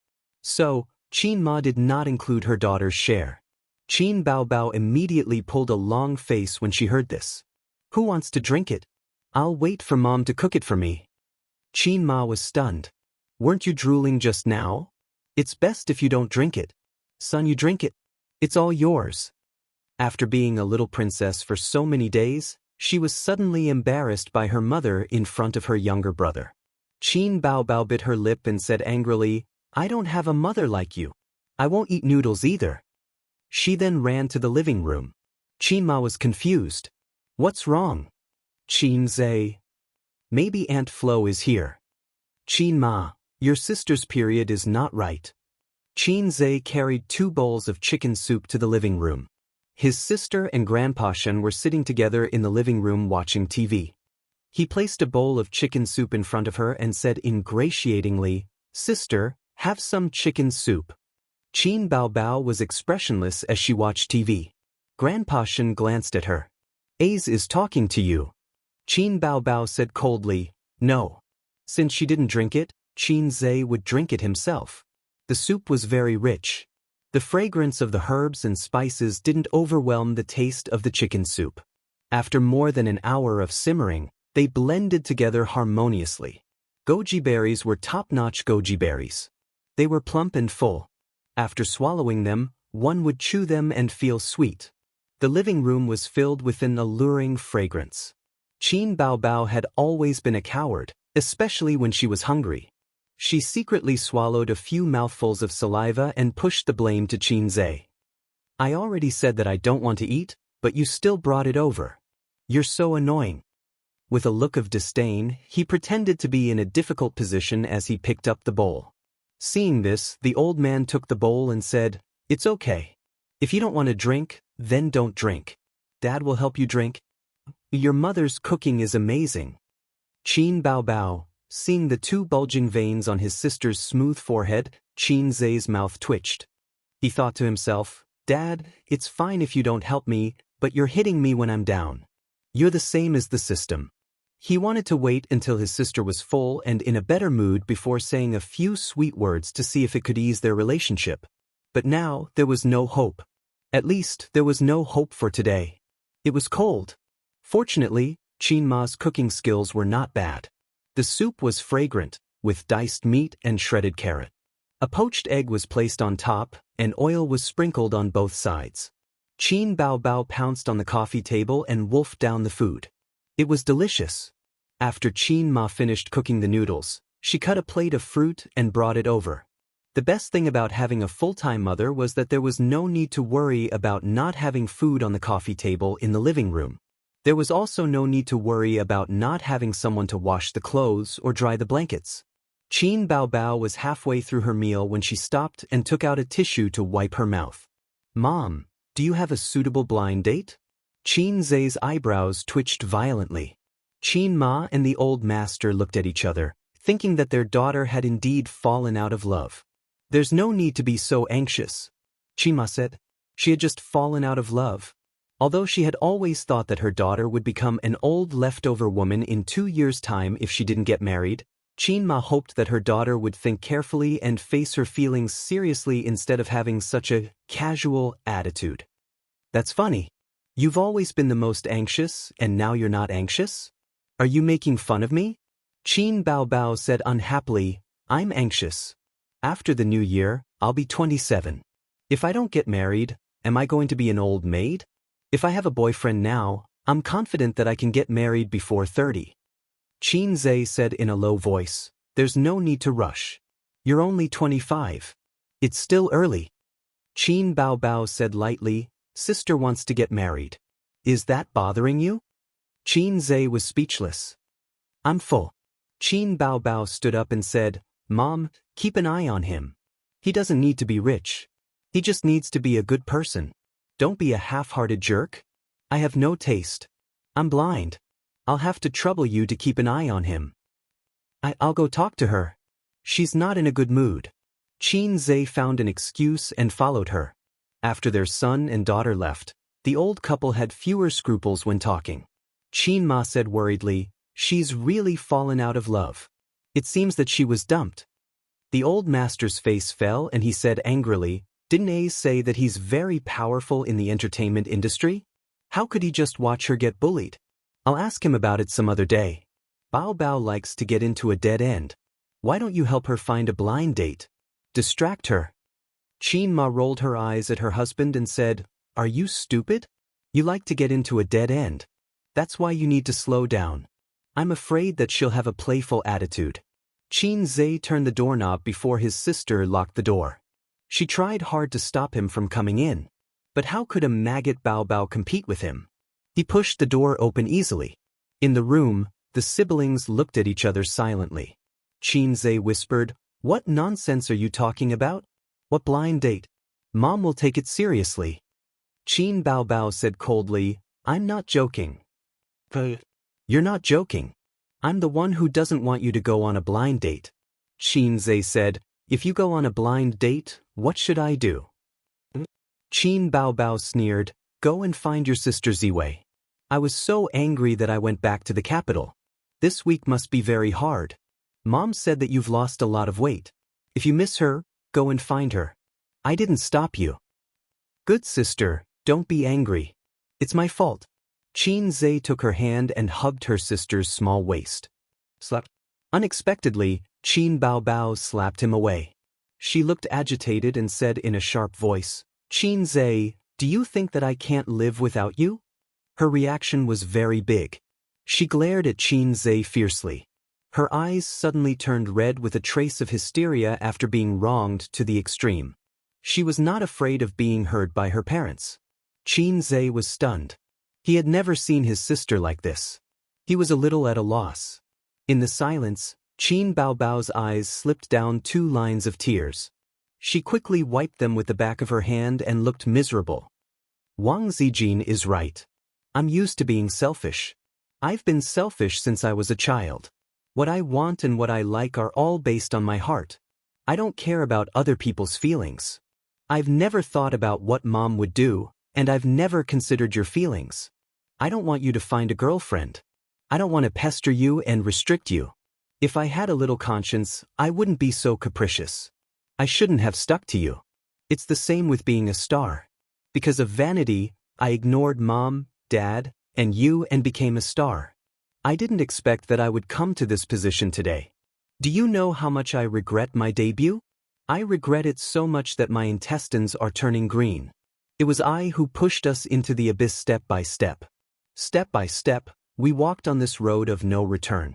There's no room to turn back. But there's no medicine for regret in this world, and time can't be turned back. These days, I've been thinking about what I should do. Can't I stop being a star? Can't I go abroad? But these methods are useless. I also wonder if this relationship was destined to be wrong from the beginning. Its existence will only hurt me and the people around me. This is all my fault. I admit it. Ace, let me go. I'm so tired. Qin Bao Bao looked at him and cried. I've never restrained you. You're the one who refused to let go of yourself. I understand this feeling. Qin Zhe reached out his hand to wipe away the tears on her face. Qin Bao Bao took a step back like a frightened deer. His hand paused in midair as he said bitterly, there was a child who liked his sister since he was young. He knew that he wasn't related to his sister by blood from the start. The child naively thought that his sister was the one he had picked up from the streets. Even though she was doted on by her parents and relatives, he still had to take care of her because she was picked up from the streets. He really fell in love with his sister when he was in junior high school. From the moment he realized that he had fallen in love with her, he was obsessed with her. She was so beautiful and so outstanding. She had all the conditions that a child yearned for. Fortunately, that sister also loved him. Although she wasn't very brave, she could pounce on him like crazy when he was bitten by a dog. She hated fighting, but as long as anyone bullied her brother, she would immediately get back at them. She would never stay until after school. She didn't look for a boyfriend from university until now. She didn't flirt with any men. After graduating from university, her monthly salary wasn't enough for her to spend. But she always remembered to give her brother living expenses and leave him money for 4 sets of clothes a season. The boy loved his sister very much, but he didn't dare to say it. The happiest thing was when his sister acted coquettishly and rewarded him with a kiss. He was happy even if she scolded him as a pervert or a black-hearted maggot. The thing he looked forward to the most was when his sister came to school to look for him. Because then he could pretend to be his sister's boyfriend and not her brother. In fact, after his brother became successful, he wanted to tell his parents. He couldn't let go of the unforgettable love that was engraved in his heart. That was his youth. But later, he finally found out that the child who was picked up was himself. He was a child who was looked down upon even before he was born. His mother got pregnant out of wedlock, and there was still no news of his father. The townspeople even used the most malicious guesses to speculate about his mother's pregnancy. According to the original trajectory of his life, he should have lived in a small town in the countryside. He should have been looked down upon by his stepfather and lived a mediocre life like him. No, maybe he didn't even have that. Because compared to the child, his mother loved her brother more. Her lifelong wish was to support her brother through university and change his fate. In order to change his fate, she sacrificed her entire life. She wasn't stingy about sacrificing another child. It was his mother who adopted him. She took him out of Wuxia town and suffered for 24 years. She gave him a complete family, gave him the best education, and raised him as her own son. When he was very young, he would touch his mother's earlobe when he slept. When he was sleepy, his mother would put down everything to accompany him until he fell asleep. In the third year of junior high and senior high, she was afraid that the school food wasn't nutritious enough. Every day, she would prepare the food in advance at noon and take the bus for an hour to deliver it to her son. My mother might have done something wrong back then. She told a big lie and deceived her husband for 20 whole years. Maybe it was because she felt guilty, or maybe it was because she was unwilling to accept it. Maybe it was because she was seeking comfort in her heart. No matter what she thought back then, I only know that without her, I wouldn't be who I am now. You know our father's character? Even if I had 1,000 reasons, I shouldn't have treated her like that. So, Xianxia lowered his head and said softly, "I'm sorry, I might not marry you." Qin Baobao covered her mouth tightly. Chapter 705. Qin Baobao knew that her brother was not her biological brother when she was in elementary school. She started to like him when she was in the 5th grade of elementary school. When she was in the 2nd grade of middle school, she understood her feelings and confirmed her love for him. She followed this love through junior high school, through high school, and until now. From the time she knew what love was until she was 26 years old, a whole 13 years had passed. As she said, that was her life. She liked him for so many years and waited for so many years, but all she got was an, "I'm sorry." Xianxia personally put an end to this taboo relationship. Even if she already had the answer in her heart, Qin Baobao still had expectations for her brother. She had no way to break the deadlock, because this was a dead end. But she hoped that her brother could be reckless and strong, like the great sage, heaven's equal, sweeping away all obstacles. But she forgot that the great sage, heaven's equal, was also scared and compromised in the end. "Won't marry me. Won't marry me." If love had a color, it must be blood red, which was the color in her heart now. In an instant, sadness flowed like a river. Qin Baobao opened her mouth and burst into tears. Her tears were like a flood breaking the dam. At this time, Xianxia was taking out a cigarette from his pocket. He took a puff to calm down first, and then continued to talk with his sister. On the spot, his little hand trembled and the cigarette fell to the ground. "Don't cry." As soon as the voice fell, the sound of trotting came from the corridor outside the door, and then the door was pushed open.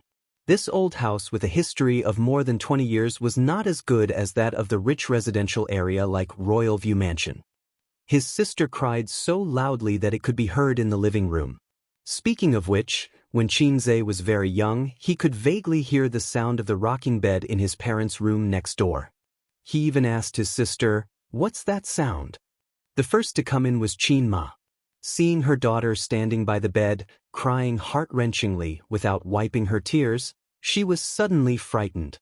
Her baby daughter was the pearl of the palm since she was a child. She was afraid that she would melt in her mouth.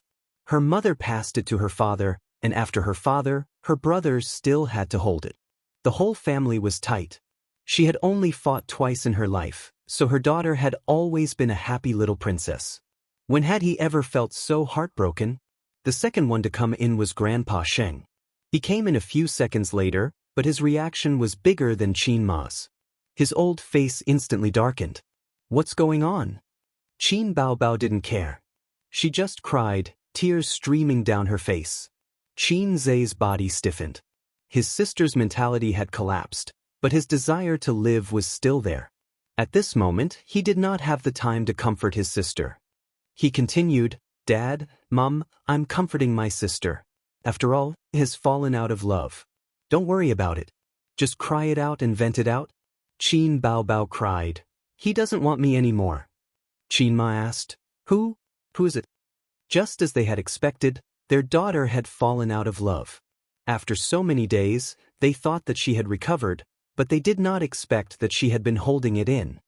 Which bastard bullied you? Tell me. Grandpa Sheng's face was so ugly that he wanted to kill someone. His desire to live exploded at this moment.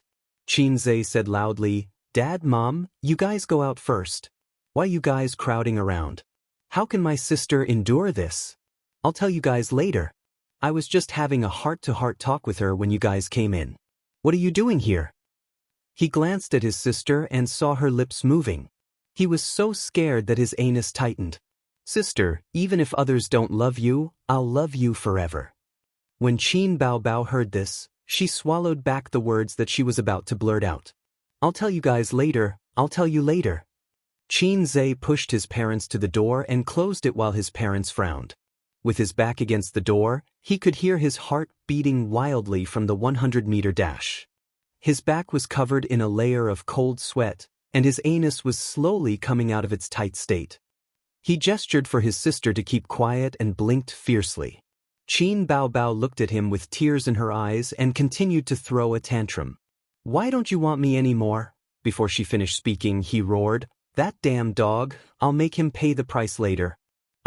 Qin Zhe, have 100 ways to make him unable to stay in the entertainment industry. He'll never be able to make a comeback. Qin Baobao was shocked and stopped crying. Don't worry, I won't let him have it easy. Sister, don't cry, I beg you. It was another round of quick-witted answers.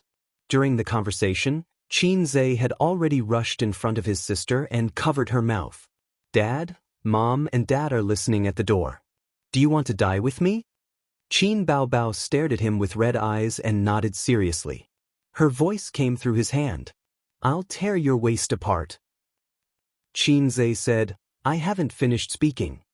He lowered his eyes and said softly, Sister, I won't marry you. I don't want to continue to coax you with sweet words. No matter how much you like it, no matter how happy you are, you still don't feel safe. A man who knows how to sweet talk can bring happiness to a woman, but he can never give her a sense of security.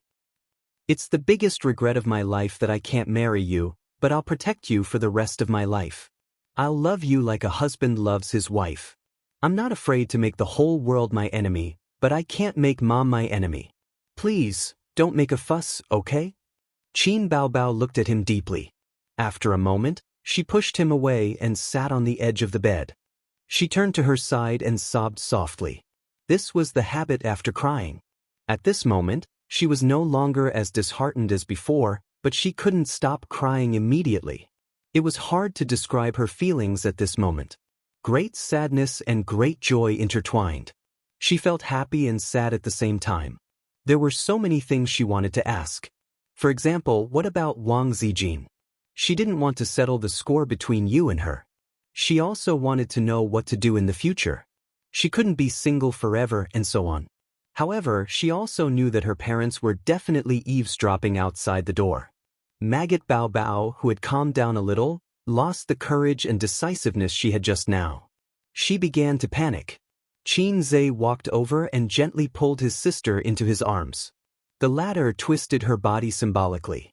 If you don't want it, then don't. Who cares? I'm not crying because of this. It's not like I can't find a man, she added while sobbing. Yes, you're right. There are plenty of fish in the sea. We don't need one more. After saying that loudly, she paused and said softly with a sad face, Sister, Dad and Mom are listening at the door. Please don't say any more. We can still be saved. We won't die together. Qin Baobao's chest heaved up and down. She sobbed and didn't say anything else. Qin Zhe hummed fairy tale in her ear. His voice was so low that only Qin Bao could hear it clearly. About 10 minutes later, Qin Ma and Grandpa Shen, who had been eavesdropping outside the door for a long time, looked at each other in confusion and whispered, "She's not crying anymore? She's not making any sound." A's voice is very soft. What is he mumbling about? I can't hear clearly. But it's fine as long as my daughter doesn't cry. My heart aches so much. What's this? He's always making things difficult for me. Don't worry. A's will teach that guy a lesson. Fortunately, my son is good. Otherwise, he'd be bullied to death by others. Why are you still so proud of this at a time like this? Ask him what's going on tomorrow and tell me later. By the way, tell him to keep this a secret. Otherwise, I'll be annoyed to death by the students in class. The voice disappeared and the person left. Qin Zhe and Qin Baobao both breathed a sigh of relief. Sister silently pushed Qin Zhe away and turned her back to him. Where's Wang Zijin? Qin Zhe, she went back. Sister turned her head and said coldly, Did they break up? Qin Zhe was silent. Qin Baobao kicked him in the waist and said with a straight face, Get out. I'm going to sleep. Qin Zhe stood by the bed for a moment, sighed, and quietly opened the door and went out. Qin Baobao lay on the bed, not sleepy at all. She thought about a lot of things about the future. It was easy to hide it now, but difficult to hide it forever. She would have to have children in the future. Or should she just have one? Then she would lie to her parents and say that she met a scumbag and left the orphan and the widow behind. It was always like this on TV, and there were many examples in real life. At most, it would make her parents worry for a while. But what about Ace? It was impossible for him not to marry for the rest of his life. Grandpa Shen, who valued his family more than anything, would explode on the spot. Also, sister and brother were not married, and they were still living together. Even a fool could see that something was wrong. Or should Wang Zijin take advantage of him? Bah, don't even think about it. If I don't marry, A's and I will be exposed one day, and it will be over between us. Thinking of this, a chill from the bottom of her heart shrouded her. Qin Baobao slowly shivered. How was she doing in Beijing? Stubborn people like her must be wiping tears every day. She must have lost a lot of weight. Our friendship was over. That night, Qin Baobao didn't sleep at all. At 10 o'clock in the evening, a white Audi R8 stopped at the entrance of Yute building. Two men in black suits got out of the car. They went straight past the ordinary elevators and went inside, where there was a VIP elevator. The elevator door opened, and the attendant in black stood in the elevator respectfully and smiled at them. Please show your membership card. The man with the oily hair took out his membership card. The attendant swiped it on the elevator sensor and handed it back with a smile. The elevator took them upstairs. This elevator could only take people up to the 19th floor. The other floors couldn't light up. Guests came here and took out their membership cards. After the attendant confirmed it, they were taken upstairs. Old Su, 300,000 yuan is a beginner membership, 500,000 is an intermediate membership, and 1 million is a senior membership. There are a lot of benefits for membership. For example, the dealer and the attendant girl can choose from an intermediate membership card. They don't need to pay. But these are all insignificant benefits. The real top gambling tables can only be played by senior members, the middle-aged man with the oily hair said. This guy's surname was Chen, and he was a small boss in real estate development. He and a group of peers divided the small profits that leaked out from the big developers' mouths. Of course, in an industry like real estate, even if there was a little profit, it was enough for ordinary people to easily reach the peak of life. Su Guang nodded and said, Let's talk about it later. If my nephew made this kind of membership card for me, he would be angry. Boss Chen, I'll have to trouble you to take me upstairs next time. When he said, my nephew, Su Guang couldn't help but puff out his chest and raise his head. No problem, I'll be there anytime. Boss Chen patted his chest and smiled sincerely and modestly. Su Guang hadn't known him for long, and it was a friend who introduced him. The two of them were gambling friends. Su Guang had been wandering outside for many years, and Shanghai was no longer the same as before. P.S. Germany actually lost. It must be fake. Trash, trash, how can they live up to the previous champion? From now on, I'll be black for life. Bah, give me back my royalties. Chapter 706. Throughout history, there were two industries in the world that had spanned thousands of years and remained standing. One was the casino, and the other was healthcare. For the past few years, Shanghai had been cracking down on these two industries every year. In the past few years, the crackdown was the heaviest. There were very few professional clubs left, and the few that were still standing were not places that ordinary people could afford to enter. Only a big shot like Huang Yizong had the ability and the means to go in and save the young ladies. The other closed clubs had lost their territory and were generally relying on the hotels to survive. Keep quiet, I won't tell the average person. The casino was the same. Its stronghold was even more secretive. Some were in private villas, while others were in hotel buildings. Those who had connections and were confident. But ordinary people could never find the door in their lifetime. Su Guang had been down for many years. Without an acquaintance to lead the way, he could not find such a place. To reach the 19th floor, he had to pass through the front desk. After bypassing the front desk, countless gamblers were excited and wanted to settle down here. Entering the hall, the smell of smoke mixed with alcohol and perfume assailed his nostrils. The hall was connected by a few rooms. Different games were divided into different areas. Sensual and tall waitresses shuttled between the tables with drinks in their hands. There were also blonde foreign beauties. For Su Guang, who had seen Macau's casino with no end in sight, the scale of this place was relatively ordinary. But after all, the mainland was not Macau. There were not many people, but each of them was definitely worth a lot of money. And the scene in front of him was not the entire casino. There were also some VIP rooms that ordinary guests could not enter. Su Guang had heard that it was common to lose or win millions in a day in a game there. This was Su Guang's third time here. He sat at the baccarat table with ease. Boss Chen sat down with him. I'll play a few rounds with you today. You're not afraid of losing money, right, old Su? Su Guang curled his lips. The most popular games in the casino were baccarat and blackjack. Su Guang either played baccarat or blackjack. He did not touch the others. There were wins and losses. After a few times, he did not enjoy the thrill of getting rich overnight or enduring the pain of losing money. He just wanted to satisfy his cravings. People of the previous generation were more or less addicted to gambling, whether in the city or in the countryside. The way to play baccarat was very simple. The dealer dealt the cards. Everyone had 3 cards in their hand. There were places where 2 or 5 cards were played. The flower cards and tens were counted as 0. Finally, whoever had the most penalty points in their hand added up to 9 would win. Su Guang's luck was especially good today. Half an hour into the game, he won 200,000 yuan. When he won 500,000, Old Chen scolded him in a low voice. Old Su, did you find a master to consecrate you? Why are you so lucky? There were 9 people at the small table, and each of them had their wins and losses.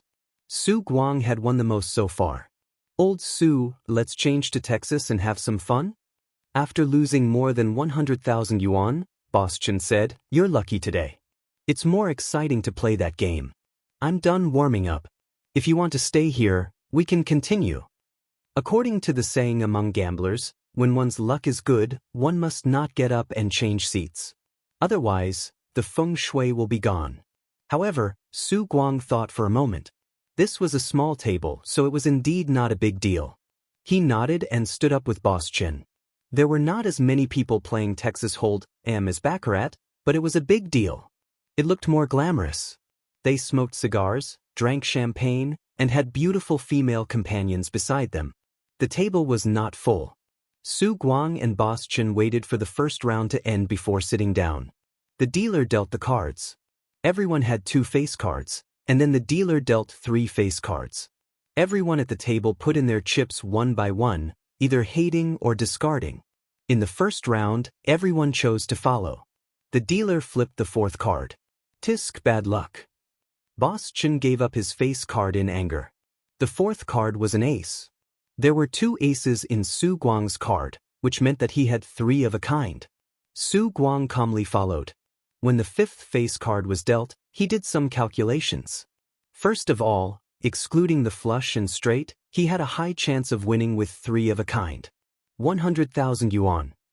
Su Guang pushed out a pile of chips. Among the remaining 3 people, one of them gave up, and the other 2 followed. 100,000 yuan. Su Guang pushed out his chips again. Another person gave up. 200,000 yuan, open, Su Guang said. Su Guang's 3 aces won against his opponent's 3 nines. Boss, you don't look familiar. Did you just come here? The man who lost the money smiled faintly, as if a few 100,000 yuan was not worth mentioning at all. I used to play in other places, so I rarely come here. Su Guang bit on a cigar and said with an arrogant manner of, I'm a big boss. Of course, he couldn't say that he was a newcomer. Now that he was a big boss, he waved goodbye to the loser of the past. That dark history was also hidden in the deepest part of his heart. Acting cool was a necessary quality for a boss. It was the same for cigars.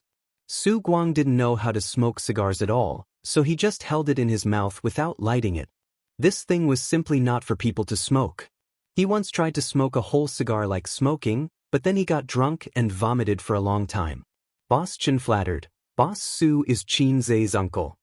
Everyone at the table looked at Su Guang in a different way. They were surprised and a friendly smile appeared on their faces. Su Guang's posture with the cigar in his mouth was even more arrogant. When fortune came, it couldn't be stopped. Su Guang's luck today was like the water of the Yellow River, flowing endlessly. In 2 hours, the chips beside him were piled up like a mountain, at least 2 million yuan. In this round, Su Guang and the man were left to compete. Their cards were 2 eights, a 7, and the rest were jacks and aces. The 2 cards under Su Guang's hand were 8 and 7. He was a calabash for this round. The middle-aged man looked at Su Guang and smiled. I don't believe you can keep winning, all in. He pushed out all the chips in front of him. Su Guang frowned. Looking at the cards, he was almost certain to win, unless the opponent had a straight flush. The odds were like dog sh*t luck. At this time, Boss Chen whispered in his ear, his surname is Zhang, and he has several finance companies under his name. He's a rich man, so he knows about naked loans. Su Guang had an unresolvable resentment towards those who lent him money. Back then, he was almost drowned in the Huangpu River. He was already in a gunny sack when a fishing boat took him to a remote area. If it wasn't for his last pleading and finally agreeing to give him half a month to raise money, he would have been a skeleton under the Huangpu River. That year, his son had just learned to walk, his daughter was in elementary school, and Qin Zhe was in the first year of junior high school, which was about 10 years ago. Su Guang owed a lot of money, and that group of people was the worst to provoke. When he borrowed money, someone warned him that this group of people liked to drown people in the Huangpu River, and it wasn't a bluff. There was an example. They never hit people, nor did they threaten to push you off the rooftop. They liked to pack up the old people who owed money and throw them into the Huangpu River. When the person died, the debt would be cleared. The other party had a very deep background, and there was no other way. His sister could only sell her house to help him pay off the debt. After that, Su Guang ran away because he still had other loan sharks to pay off. Su Guang laughed coldly. He was trying to scare him. He was trying to put on a confident front to scare him. Rich people had this kind of confidence because a few $1 million was really nothing to them. Hence, their imposing manner was very good at scaring the poor and short-sighted country bumpkins. In fact, it didn't matter if they lost. They enjoyed the pleasure of gambling at the gambling table. Su Guang thought to himself, I'm not the same person anymore. All in. He expressionlessly pushed out the chips in front of him. Both of them flipped over their hidden cards. The dealer took a look and said, straight flush, guess number 4 wins. He used a small stick to push the chips to Boss Zhang's side. Admit it, admit it. Boss Zhang looked at Su Guang with a contemptuous smile. Su Guang's eyes widened as he stared blankly at the other party's cards. Dog sh*t luck really happened. Just like that, he lost all the money he won previously. He came from the gambling table and returned to the gambling table. Boss Zhang lit a cigarette and didn't even look at the chips in front of him. It was as if a few million was nothing to him. He chuckled and said, "Yo, Boss Su is out of money. Why don't you give up your seat and let the friend next to you play?" His arrogant tone made Su Guang very uncomfortable. His face was ashen as he exchanged for more chips and continued to play. When fortune came, one couldn't stop it. But when it left, one couldn't stop it either. Su Guang's fortune was like a woman's period. It was bleeding. In the next half an hour, he lost 5 million. Including the money he won previously, it was close to 7 million. Of course, Su Guang didn't have that much money. Although Qin Zhe was very good to his uncle, Dongfeng Technology had started to make a profit. It hadn't even been a month. Su Guang didn't even have 5 million when he sold his kidney.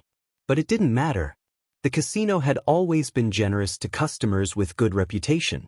Su Guang didn't have money now, but he would have a lot of money in the future. Because his nephew was Qin Zhe, he was the nominal leader of Dongfeng Technology. "Boss Su, I'm all in." The man surnamed Zhang once again pushed out all his chips and looked at Su Guang with a smile.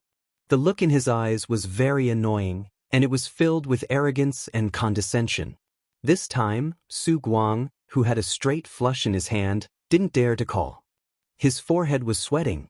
At the gambling table, everyone looked at Su Guang. Su Guang was silent. His straight flush was basically a sure win. However, in the past few rounds, his cards weren't small either. He had a gourd and a straight. Every time he felt that he had a sure win, the man surnamed Zhang would always be able to kill him. Su Guang's mentality collapsed. Even if he had a straight flush in his hand, he didn't dare to go all in again. Boss Chen muttered, "With this name card on the table, whoever wants a straight flush will win." Su Guang had a straight flush, but the words of his companion, Old Chen, struck him like a bolt of lightning. Thinking back, he had been poisoned by Old Chen several times. "I had such good cards before, but I was suppressed by him every time? This was the first time I met this Zhang guy, but he seemed to be intentionally or unintentionally targeting me." A loner, although Su Guang was pompous and unreliable and he didn't accomplish anything in the first half of his life and only caused trouble for his family, he had been in the underworld for more than 10 years and had dealt with all kinds of people. This experience was real. He quickly came to the conclusion that he had been tricked. Was this the casino's trick? Did they think he was a fat sheep? Chapter 707. In the next second, Su Guang denied this idea. Everyone knew how casinos worked. 9 out of 10 gamblers would lose. If they really let you win so easily, how could they run their business? But why were there still so many people who liked to gamble and never got tired of it? Because casinos did have many examples of people getting rich overnight. Not everyone would lose. Casinos won because of the general trend. They wouldn't catch a fat sheep and kill it. To make an inappropriate analogy, all shareholders knew the dirty tricks of the stock market. Big fish ate small fish ate shrimps, and shrimps ate individual investors. Yes, individual investors were even worse than shrimps. But there were still people who were keen on trading because it was indeed very profitable. Big fish, small fish, and shrimps wouldn't catch an individual investor and kill it. Su Guang was an experienced driver who had been to Macau. He could tell the difference between casinos and individual investors. And his current situation was that he was being killed. If Su Guang was smarter, he would remember that Boss Chen had specially introduced him to Mr. Zhang. The fact that he had an irreconcilable feud with the lenders had long been known. The man surnamed Zhang stared at him and said in a slightly provocative tone, "Boss Su, are you hesitating over a small amount of money?" Su Guang decisively folded his cards and became a coward in a second. "I'm scared. Boss Zhang is the god of gamblers." "Amazing." The man surnamed Zhang was taken aback. He seemed to be at a loss and a little surprised. This person was still acting like he could take on 10 people at once, but in the blink of an eye, he admitted defeat. The switch between Zhen Bullet and Lu Meizi was so fast and perfect. This shrewdness wasn't simple. But it didn't matter. People who lost red eyes couldn't stop. He would definitely eat up Su Guang tonight. After the dealer pushed the chips in front of him, He motioned for the dealer to deal. Su Guang sighed. I'm not playing anymore. I'm not lucky today. I'll play another day. As he spoke, he stuffed 1,000 chips into his female companion's chest. Then, under Boss Zhang's astonished gaze, he got up and left. The woman took out her chips, and her beautiful face was filled with disappointment. Girls who could be female companions were all high-quality beauties. Originally, according to Su Guang's luck, she could get at least 10,000 chips in the end. Of course, she would have to be injected afterwards. The bosses were not stupid. On the contrary, those who could become big bosses were all shrewd. Well, except for the coal boss. Old Chen caught up and asked, "Why aren't you playing anymore?" Su Guang chuckled and said, "Didn't you see that guy's luck is even better than mine? If we continue to play, we'll just be giving money away." Old Chen asked tentatively, "What about something else?" Su Guang shook his head and patted him on the shoulder. "Another day." "Oh right, do you still want to play?" Elder Chen shook his head. "I lost a lot too." "Forget it, let's go together." The two of them went downstairs and parted ways. As Su Guang drove into the traffic, he saw Old Chen standing beside the car and taking out his phone from the rearview mirror. Spitting out a mouthful of saliva, Su Guang fiercely said, "What a useless son. How dare he set a trap for me?" After losing all his savings and owing the casino more than 1 million, Su Guang thought for a moment and carefully dialed Qin Zhe's number. "Ace, I have something to tell you. If you have something to say, then say it." Qin Zhe's tone was not very pleasant. His sister had moved back to Royal View Grand Park, but she didn't like to talk to him, let alone reward him with a kiss. Qin Zhe felt like a husband who took his wife back from her mother's home after having an affair, and continued the Cold War. To put it bluntly, the knot in his heart had not been untied. His sister was such a possessive person, how could she accept the fact that her brother was raped by her best friend? "Get out of my way, you defiled man." His sister often scolded him like this these days. But just like those wives who finally chose to go home with their husbands, whether because of love or family, they still wanted to continue their life. Su Guang hesitated and said, "Ace, I have to apologize first. I went gambling again. And then I was cheated. Not only did I lose all my savings, but I also owe more than 1 million. Su Guang finished, waiting for Qin Zhe's scolding. At the other end of the phone, Qin Zhe muttered, "A wolf travels thousands of miles to eat meat, while a dog travels thousands of miles to eat shit." He didn't seem to be as angry as expected. Su Guang immediately said, "Zhe, you don't know this. Uncle was careless and got tricked by someone." He cursed as he recounted what had happened in the casino. "Fortunately, your uncle is experienced and knowledgeable. I managed to withdraw in time." Qin Zhe was too lazy to listen to his nonsense. He wanted to hang up, but after listening to him, "Wait a minute." Qin Zhe's tone became serious. "How do you know that Boss Qin?" "A friend introduced him." Su Guang said, "Send me his information, the more detailed the better."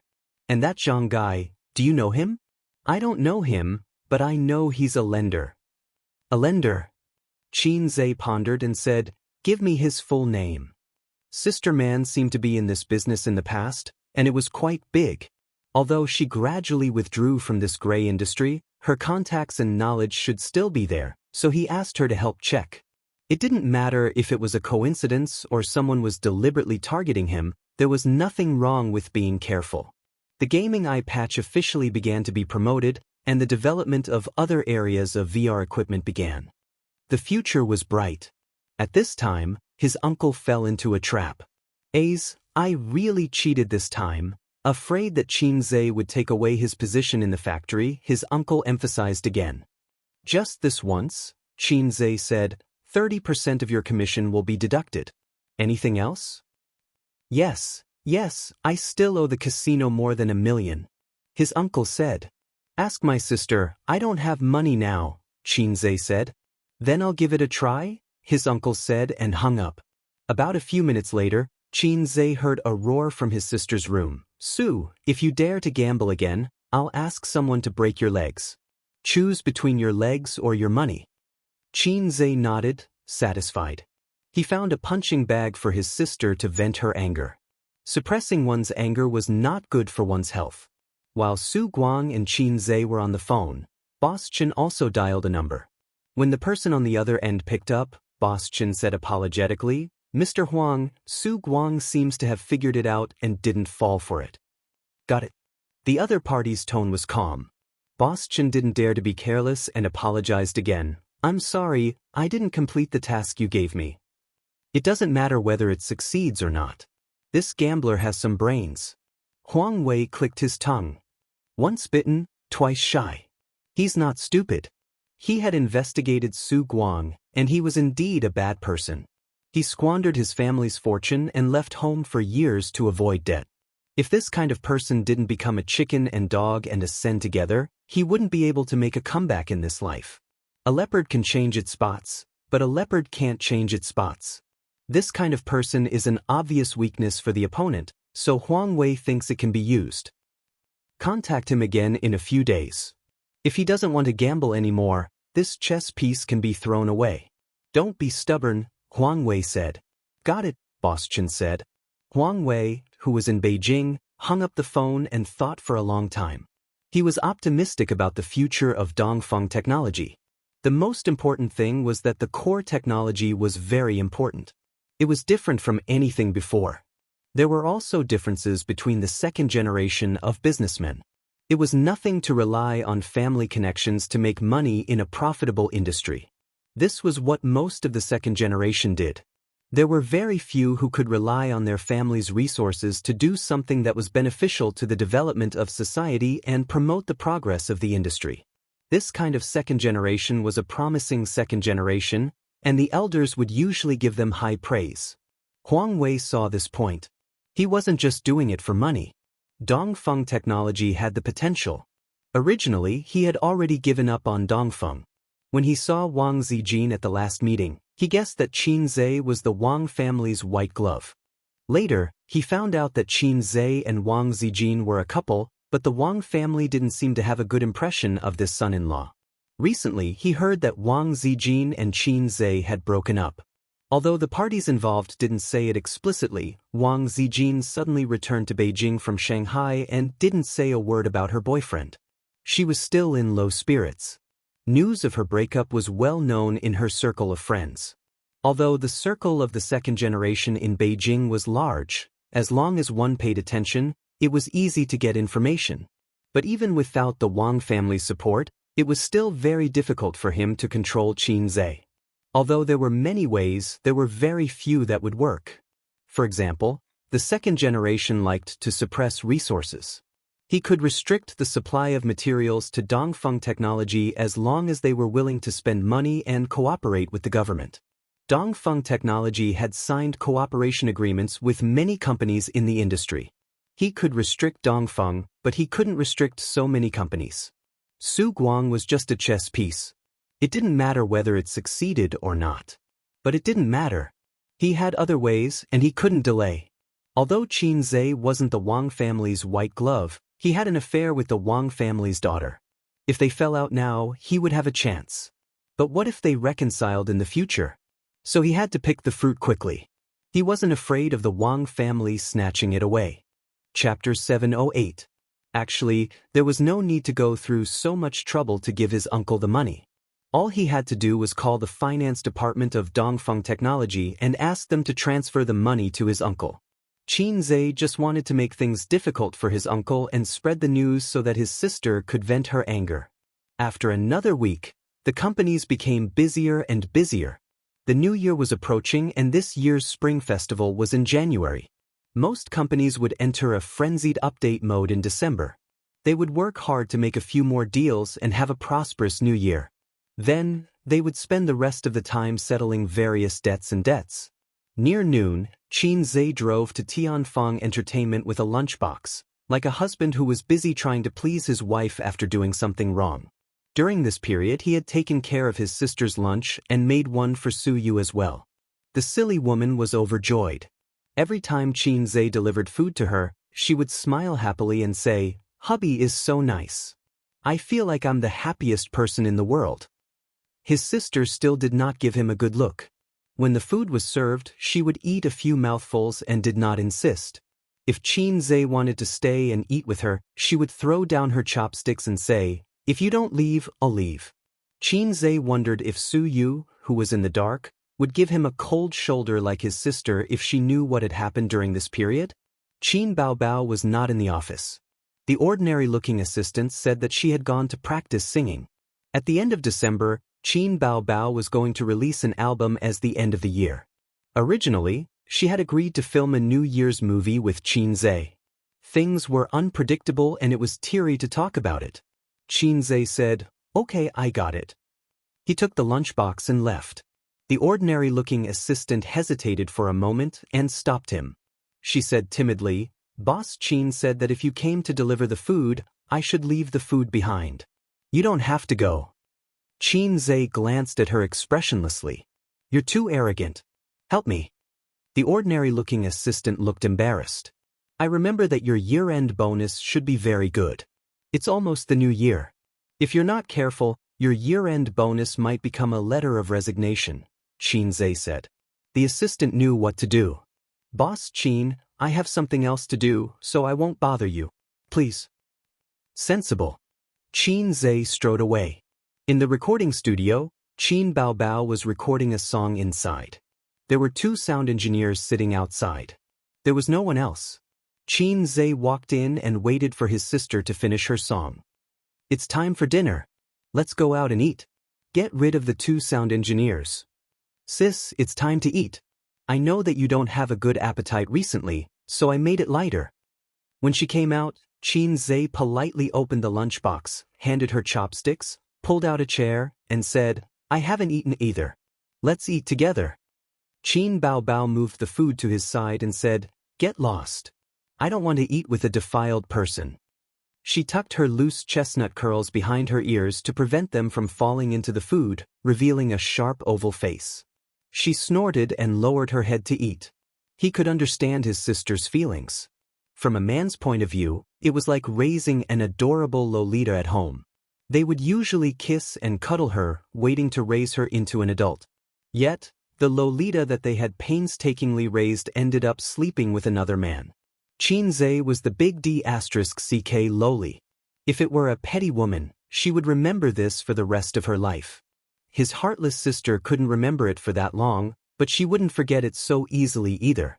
She was actually very anxious and in pain. "Bah, scumbag, get lost." That was how most women would deal with their cheating boyfriends. The Lolita who had been raised from a young age was definitely in pain because her best friend had slept with her. She wished she could be as arrogant as other girls. She wished she could have a female version of, "Don't bully a poor young man," but she couldn't bear to do so. She couldn't bear to draw a line between her and her younger brother. When you fall deeply in love with someone, you've completely lost. Qin Baobao had recently come across this sentence on a relationship counseling website. To be able to say such philosophical words, the hat on the person's head must be glowing green. Qin Zhe sighed. Even such a filthy younger brother would want to get close to his angelic and holy sister. Qin Baobao didn't buy it. She curled her lips in disdain. "I have a donkey, but I never ride it." The phone rang. His sister, who was eating, subconsciously reached for her pocket. Qin Zhe did the same. This time, it was his phone that rang. A stranger was calling. Qin Zhe didn't pick it up. He hung up. His phone rang again. It was the same number. This time, he picked it up. "Who's this?" "President Qin, it's me, Huang Wei." The person on the other end of the phone reported his name. "President Huang, what's the matter?" Qin Zhe was stunned. "Have you considered the investment I mentioned last time?" Huang Wei's tone was gentle. "Not considering, thank you." "Don't be so full of yourself." Qin Zhe hung up immediately. He thought to himself, "Are you crazy? So what if you're the second generation? You're really something. But I can also ignore you." Half a month after the short call, it was early January. Chinese New Year was approaching. There were only 3 days left before the official holiday. Some companies were already on holiday. Many things happened during this period. First, the technical manager of Dongfeng Technology resigned and took on a huge amount of compensation. Then, a few companies that signed contracts with Dongfeng Technology announced their withdrawal. After that, pirated VR game blindfolds appeared on the market. These VR blindfolds could be connected to the game, but they couldn't be updated. Even so, it was enough. Updating a game wasn't something that could be done overnight. Developing a new game was even more so. For a long time in the future, Dongfeng technology was going to suffer huge losses. The game blindfolds couldn't be sold anymore. Obviously, the VR core blueprints that Qin Zhe gave to Dongfeng Technology had been stolen. The thief was the technical manager who had resigned. He was the only one who had the password and could copy the blueprints. This guy was Su Yao's man, but he was definitely not the mastermind. After Dongfeng Technology called the police, this guy had already fled. Qin Zhe received another call from Huang Wei. Boss Qin, there are so many pirated copies. It's so abominable. It's seriously hurting my interests. Oh, I forgot. I haven't invested yet. Qin Zhe said, why don't you do something illegal instead? Huang Wei said, you're hurting my feelings. I'm a person who hates pirated copies. The national situation is different now. China should start boycotting pirated copies. I can help in this regard. Qin Zhe said, no need. Get lost. TSK, don't you feel bad about the money? Do I look like someone who lacks money? Qin Zhe sneered. Hai Zhe King's heart ached so much that he found it hard to breathe. As long as I survive this wave, I'll still make a lot of money. Your call proves that you know the limits of your despicable tricks. How about this? Huang Wei said, I'll take a step back. I only want 20% of the shares. Get lost. Qin Zhe hung up. His face was gloomy. He said to Qin Baobao, who was sitting on the sofa, Sister, I'm going out for a while. Where are you going? I have something to ask Sister Man, Qin Zhe explained. There's a guy who wants to mess with me. He's not an ordinary person. I'll ask Sister Man about it. Qin Baobao thought about it and didn't throw a tantrum. She said in a deep voice, go to hell. She knew about the core technology leak and had been paying attention to it. Qin Zhe contacted Nan Man Pei first, then called Su Yu and made an appointment at Nan Man Pei's house to discuss countermeasures. In the villa, in Nan Man Pei's living room, Qin Zhe and his sister sat together. Nan Man Pei and Su Yu each occupied a single sofa. Qin Zhe looked at the laptop screen and frowned. The computer contained Huang Wei's personal information, family background, businesses under his name, the position of his father, and so on. These things were not difficult to get, but there was no more detailed information unless he asked Wang Zijin, Sister Man, can you deal with this guy? Qin Zhe asked. Nan Man Pei, who had been looking at Qin Zhe and Qin Baobao with a strong interest in gossip, shook his head. It's not worth it. She thought about it and explained, his business in Shanghai is of course not a problem, but it's not painful for him. And you see the assets under Huang Wei's name. They have a wide range of implications. And there's no technical content. They're all semi-monopolized industries. There's almost no chance to play dirty. She didn't say that Qin Zhe was involved in too few industries. He didn't have enough contacts in all walks of life. To put it bluntly, his power was too small. If he encountered a guy with a strong background, he could only protect himself at most. In terms of the social hierarchy, what was a star? There was no position for a star at the top of the pyramid. Even in the entertainment industry, they couldn't be ranked. Su Yu was dissatisfied and said, you go to Wang Zijin. Isn't your girlfriend the daughter of the Wang family? Let her fight. Qin Baobao glanced at her. They broke up. Don't you know? Broke up? Teddy Su's face lit up instantly. Was this for real? I haven't even used my full strength yet, and Wang Zijin is already so scared that she doesn't want her man anymore? Ha, Qin Zhe and I are indeed a match made in heaven. We are destined to be together. Pei Nanman coughed and forcefully changed the topic. Although the Wang family has deep roots and a strong background, Huang Wei's family isn't weak either. If it's not because of political differences, they won't fight easily. Your company's scale is nothing. No matter how good your future is, it's nothing in their eyes. Didn't Huang Wei do this because he wanted the two of you to break up? It's easy to solve. In fact, it's just a matter of Wang Zijin giving a call. I'd rather beat Huang Wei up than talk to Sister Ziwei. No need. Qin Zhe shook his head. He came to find Pei Nan Man to find out if there was a way to fight back. It didn't matter if it didn't work. Qin Bao Bao suddenly said, "At most, we'll just lose some money. It's useless to steal the technology. It can only be limited to the game. In the future, when the version is updated, we can pair it up in advance. Set a code or something for every legitimate game device. Otherwise, it can't be connected to the game." After a pause, she said, "It should be possible to operate it that way." She didn't know how to operate it. She only knew the concept. As for the use in other fields, legitimate companies won't dare to produce it. Otherwise, they'll be sued. Pirated companies don't have the ability to produce it either. Even if it's intentional, hospitals, industries, and schools won't dare to buy it. If they bought it, they'd be sued. Qin Zhe looked at his sister in surprise. He didn't expect her to say something like that. Well, she wasn't just a flower vase.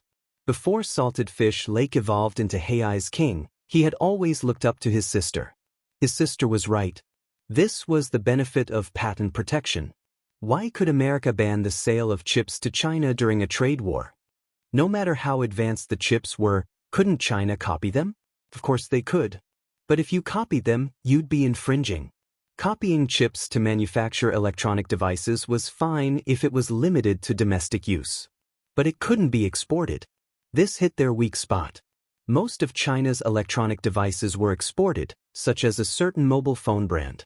Therefore, with patent protection, legitimate companies wouldn't dare to produce devices without authorization.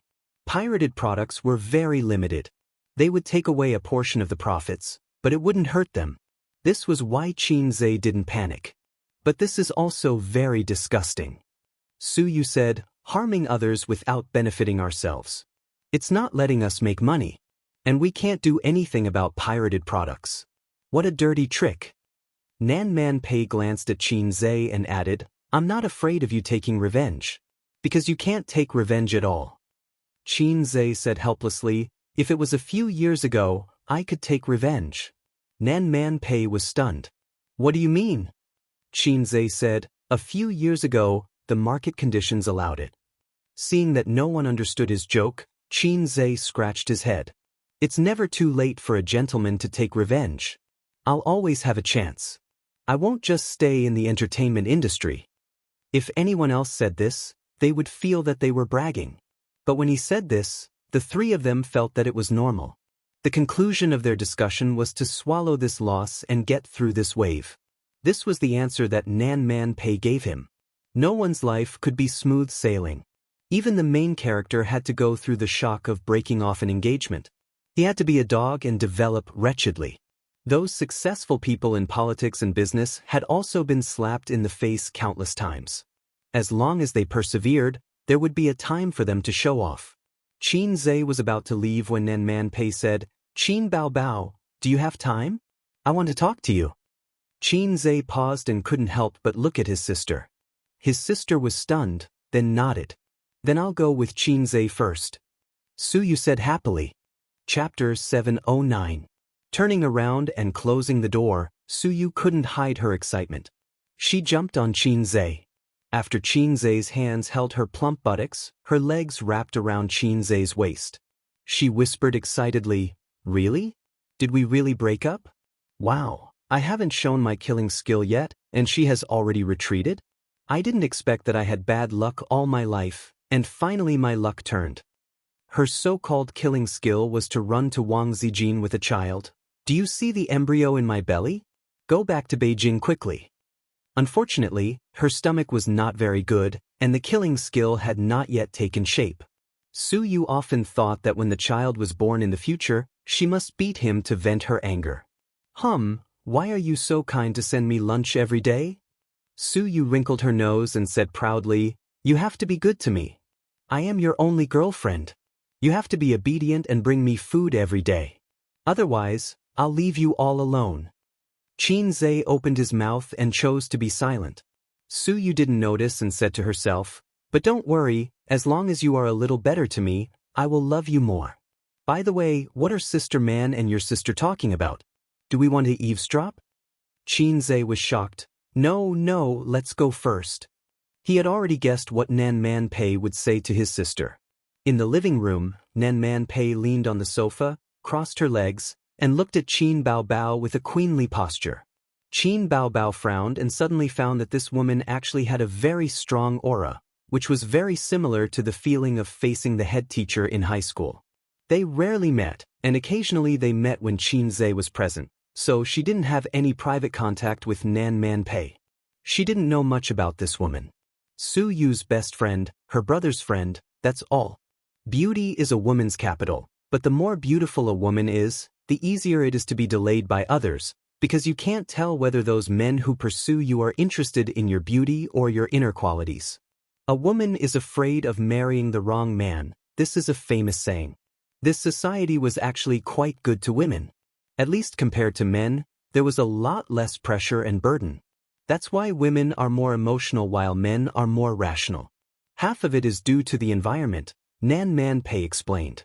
Qin Bao Bao said blankly, "What are you trying to say?" Even if you're angry with Qin Zhe and don't want to forgive him, you're more afraid of cutting off all ties with him. Love and hate. Emotions are a woman's biggest weakness.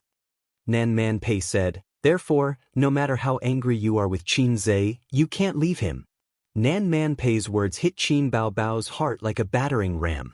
She was dumbfounded. She knows about me and Qin Zhe? Other than being dumbfounded, he also felt a little ashamed. She had no choice but to lay her cards on the table and express her feelings to Wang Zijin. But how did Nan Man Pei know? On the night you met Wang Zijin, Qin Zhe came to find me. He was sad and disappointed like a child who didn't dare to go back to see his parents after scoring a 0. He had a lot of things in his heart and wanted to find someone to talk to, but he didn't have a suitable person. I had no choice but to play the role of a caring sister and listen to his nagging for half an hour. Nan Man Pei unconsciously raised his image. It was as if he was really Qin Zhe's caring sister and not Qin Zhe who came to pick up a drunk mistress and complained to him. Qin Bao Bao secretly gritted her teeth and felt a little embarrassed. Damn little red man, how is it respectable for an elder sister to fall in love with a younger brother?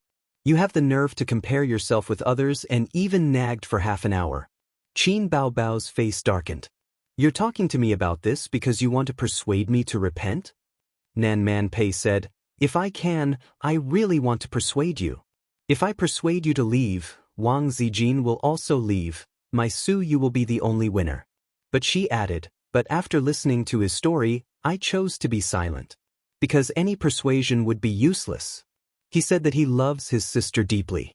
She is so outstanding and so fascinating. He said that even if he is useless, his sister will still love him. I have never seen him like that, not even for Wang Zijin. So if he really has to choose, you will definitely not have a good ending. She said in her heart, of course he will choose you. But in that case, Su Yu will be a tragedy. Qin Bao Bao's face darkened. She hated it when people said this because it was the truth. Don't mention it. Big stars, public figures, if this kind of thing is exposed, you can't explain it clearly even if you have 7 or 8 mouths. Ordinary people may be able to get away with it, but you too can't. Let's talk about Qin Zhe. His future achievements will not be limited to this.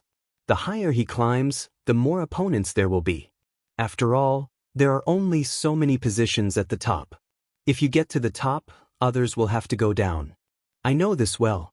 You may be able to hide it from the media, but there are many people who are more difficult to deal with than the media. At that time, you will be a burden to him, and even destroy him. Qin Bao Bao was silent. My ex-husband cheated on me, and I decisively chose to divorce him. I was full of anger. I left my hometown and came to Shanghai. But when my anger dissipated, I found that I didn't hate him. After thinking about it for many years, I figured it out. It turned out that I didn't love him. He was my senior brother, my father's favorite student. I had feelings for him, but it was a brother-sister relationship. So when the anger dissipated, he was more clear and profound in my heart. He was like an elder brother. So I couldn't hate him like a woman hates a man. And it was precisely because I didn't love him that I could resolutely choose to leave, Nan Man Pei said, but you can't. You love Qin Zhe so much that you can't extricate yourself. What are you going to do? Regardless of this, you want to be with him? Qin Baobao was still silent. I have an idea. Qin Baobao finally spoke. Go ahead. Nan Man Pei smiled and said, if you want to live a good life, you have to wear a cuckold. Qin Baobao was speechless. You can consider finding a mistress. If you can't accept Wang Zijin, then consider Su Yu? Nan Man Pei probed. Goodbye. When Qin Baobao went downstairs, she did not see Su Yu. Qin Zhe was sitting alone in the living room, waiting. Beside him were Nan Man Pei's nephews. The girl was more aloof and did not pay much attention to her. The boy was very shy. When he first arrived, he even asked for her autograph, but Qin Baobao ignored him. Ziki, let me ask you a question, Li Donglai said. Speak. Do you use your left or right hand to wipe your butt when you go to the toilet? Get lost. Answer me quickly. I just want to know if you're left-handed. Right hand. How we both use paper. Li Donglai, you're courting death. Master, am I getting better and better? Ouch, don't hit my head.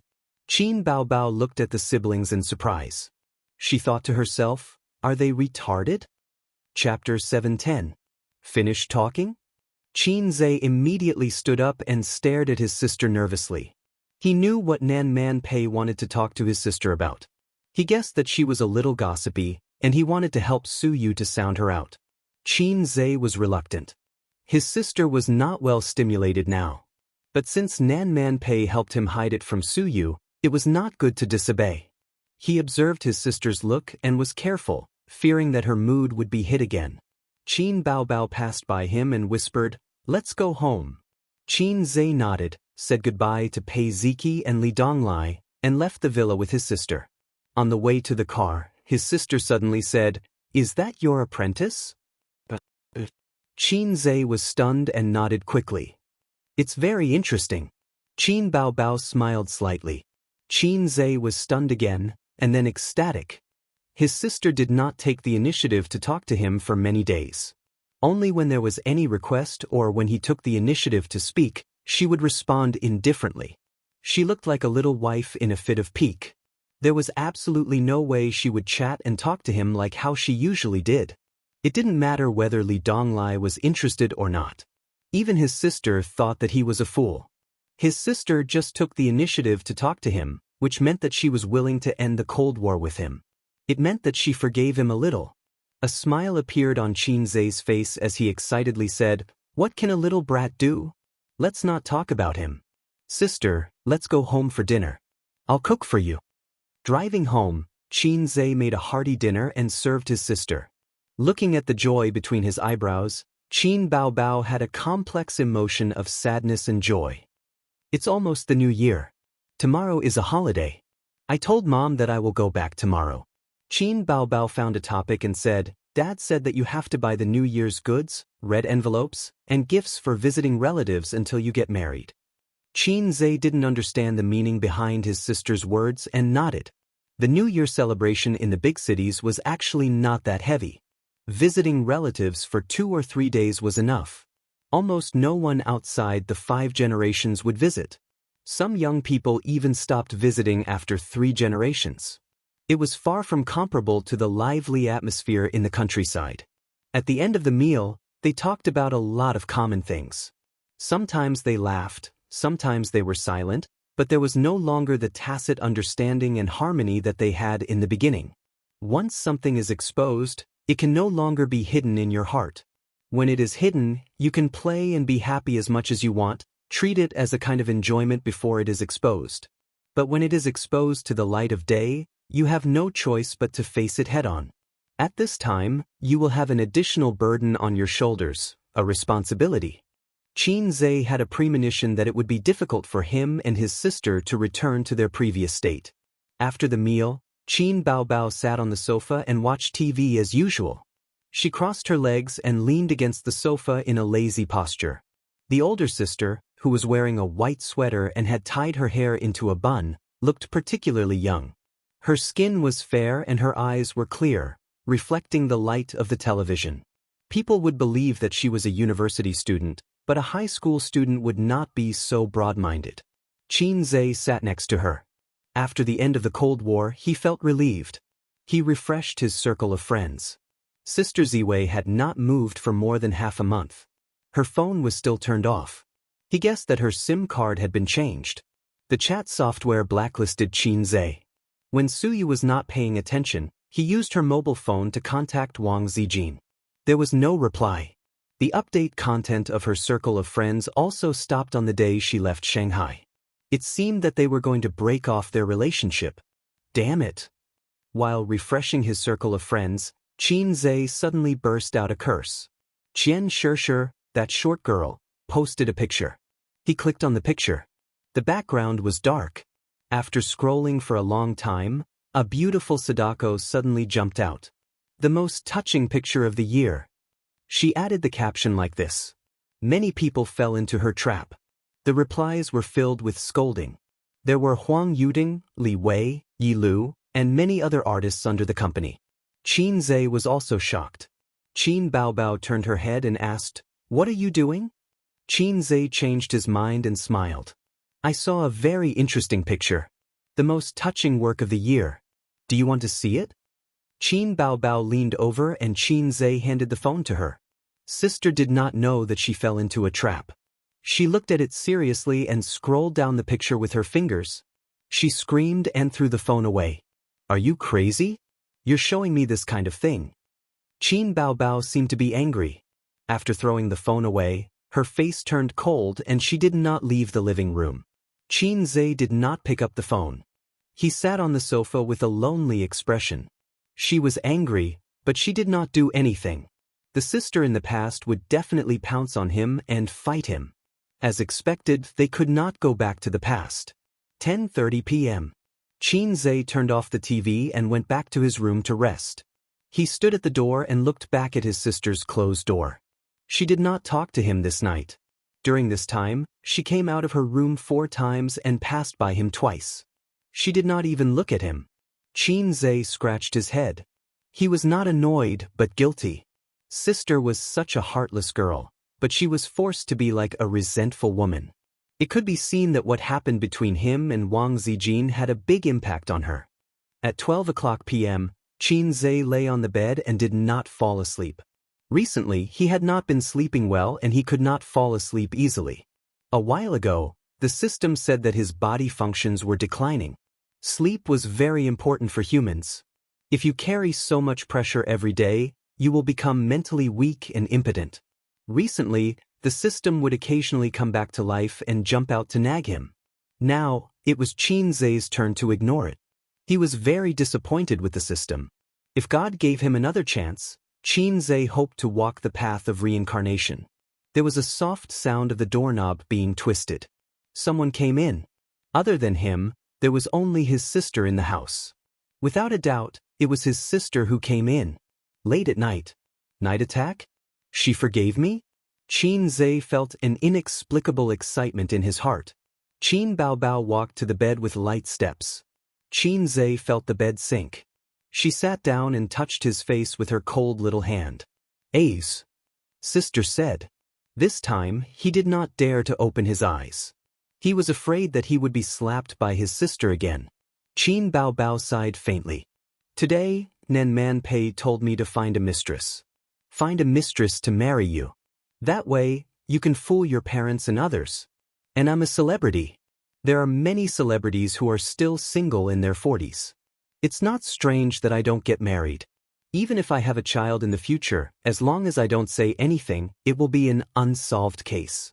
But this mistress must be someone I know and know about our relationship. Otherwise, a woman's intuition can't be hidden. That's why she said that Wang Zijin is the best choice. I was so angry that I wanted to hit her. I didn't argue with her because of you. Otherwise, I would have done it." Xianxia continued to pretend to be asleep. He thought to himself, "Sister Man can beat 10 of you with one hand, sister."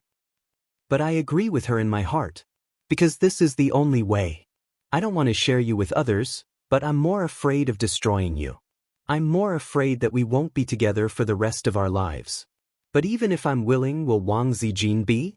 Does she love you so much that she can't extricate herself from it like I do? So Nan Man Pei said that I can still consider Suyu. She said that Suyu likes you and would be willing to accept you. She's ridiculous. No woman would be willing to share her husband with others unless she loves you as deeply as I do. But I don't want to give you to others. Fate made us meet, know each other, and love each other. Fate also drew an insurmountable gap between us. I'm glad that I'm your sister, but I also hate this identity. I have to bow to reality and compromise with fate. I planned to reconcile with you, but I found that there was an invisible barrier between us. You're no longer as good to me as before. You scared me with the photo at night, and I was angry. Ace, why didn't you come to coax me? I turned around in front of you twice, but you ignored me. You used to be good at coaxing me. She was silent for a moment, and then there was a soft sob. Ace, can we never go back to the past? I don't want to be like this, I don't want to be like this. Xianxia was stunned. He opened his eyes in the darkness. The curtain reflected the faint light of the street lamp. He saw his sister's tear-stained face. Tears rolled down from her thick eyelashes and across her face. Other girls were at most pitiful, but she was as seductive as a fox girl. It turned out that she was just like him. Don't be silly. We can't go back to the past, he said calmly. Qin Baobao stopped crying and looked at him blankly. She was caught off guard. In the past, we were brother and sister. We could only be brother and sister. But now we are not. Although we may have to experience a long, long life in the dark, I don't want to be like before. Xianxia sat up and hugged his sister. I'm sorry. What? She burst into tears and cried. Qin Baobao hugged her brother's waist tightly. She was afraid that if she let go, her brother would no longer be hers. She kept repeating, don't be brother and sister, don't be brother and sister. She cried for a long time and sobbed for a long time. Her tears and snot were all smeared on Xianxia's pajamas. This was the third time she cried since she came back from the capital. After 3 times, she finally vented all the resentment, anger, and sorrow in her heart. Xianxia could only give her a hug. He hugged his sister and smelled the fragrance of shampoo in her hair. It was late at night. When her emotions calmed down, Xianxia whispered something in her ear. His sister's face instantly blushed and her delicate body stiffened. Xianxia was not in a hurry. He waited and gently stroked his sister's back. The relationship between the two of them was destined to make her feel insecure. Xianxia whispered in her ear, "Be my bride." When he said these words, his heart was filled with tenderness, pity, and admiration, but there was no lust in it. At any time, love was always higher than desire. Qin Baobao's expression changed a few times. It was not that she resisted, but that she was nervous and conflicted. After a long time, she nodded vigorously. But when Xianxia pressed her under his body, she went back on her words. Take a shower, I want to take a shower. Haven't I already taken a shower? Let's take another shower. You're not going back on your words, are you? Chapter 7:11. In the dim light, Xianxia woke up from his dream. He had been suffering from insomnia recently and would be woken up from time to time. The system was right, he was indeed a little mentally weak. He was hugging his sister from behind. Their bodies were pressed together seamlessly. Their skin was soft and smooth, as if he was hugging a jade beauty. He could clearly feel the beautiful curve of his sister's body pressing against his lower abdomen. Xianxia breathed a sigh of relief and blocked out the nightmare from his mind. In the dream, he and his sister were forced to separate due to pressure. They lived their own lives. Fortunately, the dream was the opposite. This relationship was very tiring, very tiring. The uncertainty and fear about the future had accumulated in his heart and had become something like a heart disease. It seemed that his sister was the same. And now, there was no need to be conflicted. They were honest with each other, both mentally and physically. Xianxia's heart was filled with happiness. He finally knew the depth of his sister's feelings. He was the happiest brother in the world. They had been through their youth and adolescence. Now that they had reached this point, they did not end up in a forgetful relationship. This was good. May all the lovers in the world eventually become lovers, Jia. Qin Baobao mumbled and woke up slowly. She rubbed her eyes and turned to look at Xianxia. What time is it? Xianxia whispered in her ear, 5 o'clock. It's still early. Stop fooling around. I'll sleep for a while more. Qin Baobao moved to the side to avoid the murderous aura under the blanket. Let's do it again, then you can sleep. Xianxia was excited and did not feel sleepy at all. Qin Baobao's delicate body stiffened. She was shy and embarrassed. She had not completely broken free from the awkward emotions. The man behind her was not only the person she loved deeply, but also her brother. Although after puberty, the identity of her brother became less and less important. But after all, they had lived in the same house for more than 20 years. They called the same woman mother and the same man father. It was impossible to say that there was no kinship. One day, she rolled in the sheets with her brother. The strange emotions in her heart were difficult to express in words. There was awkwardness, shyness, sweetness, and a little stimulation. I'm tired. You don't look tired at all, Xianxia complained. Why are you? He paused abruptly, almost saying the wrong thing. I wanted to say that you're just like Wang Zijin. You want to fall in love but you're afraid of being F***ked. At this time, if he mentioned Wang Zijin, his sister would probably get angry. For a long time, he couldn't take the initiative to mention Sister Zue. Once he did, it would offend his sister. Even if her sister was rolling on the same bed with him, having the most normal interaction between husband and wife, and her entire body was covered in his scent. That wasn't the right description. Yes, that's it. I'm just tired. If you touch me again, I'll go back to my room. Qin Baobao struggled to pry his hand away from her chest. His rough palm was burning hot. If she continued to let him tease her, she would probably succumb. Xianxia didn't believe that his sister's physical strength was weak. A woman of her age had already developed well. She could endure the wind and rain. When they first met, she pushed him in pain, mainly because Xianxia's Dingzhong Longfeng was really extraordinary. His sister's physical strength was definitely much stronger than Wang Zijin and Suyu. Her physical quality was far better than the latter two. Qin Baobao was reluctant, but Xianxia was no longer the salted fish of the past. Today, he finally became the tough Heiai's king. You're young, aren't you? You curled up your body and turned your back to me. Can't I do anything? I'm afraid you haven't seen the Tathagata staff technique that attacks from behind. Qin Baobao snorted. When they woke up again, it was already 11:40 at noon. Xianxia and his sister were awakened by the ringtone of the mobile phone. His sister looked tired.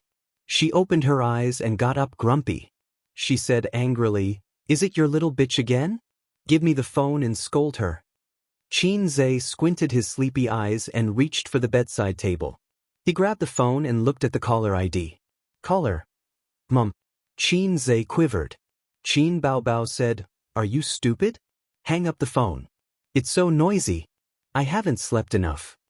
Xianxia said in a deep voice, "The little bitch you're talking about is our mom. Are you sure you want to hang up?" Qin Baobao quivered. The brother and sister sat up from the bed suddenly. Their movements were uniform, and they both looked panicked. Qin Baobao got up and pulled the quilt. "I'll answer the phone. Don't make a sound." Xianxia unconsciously lowered his voice, like a thief who had done something wrong. His sister nodded hard and stared at him nervously. After taking a deep breath, he picked up the phone. "Mom, what's the matter? It's lunchtime and you're not back yet. Are you going to eat or not?" "Bao, she won't even answer the phone." Qin Ma complained over the phone. "Your Bao is on my bed." His sister's mobile phone was in her room and she didn't bring it with her. Xianxia coughed.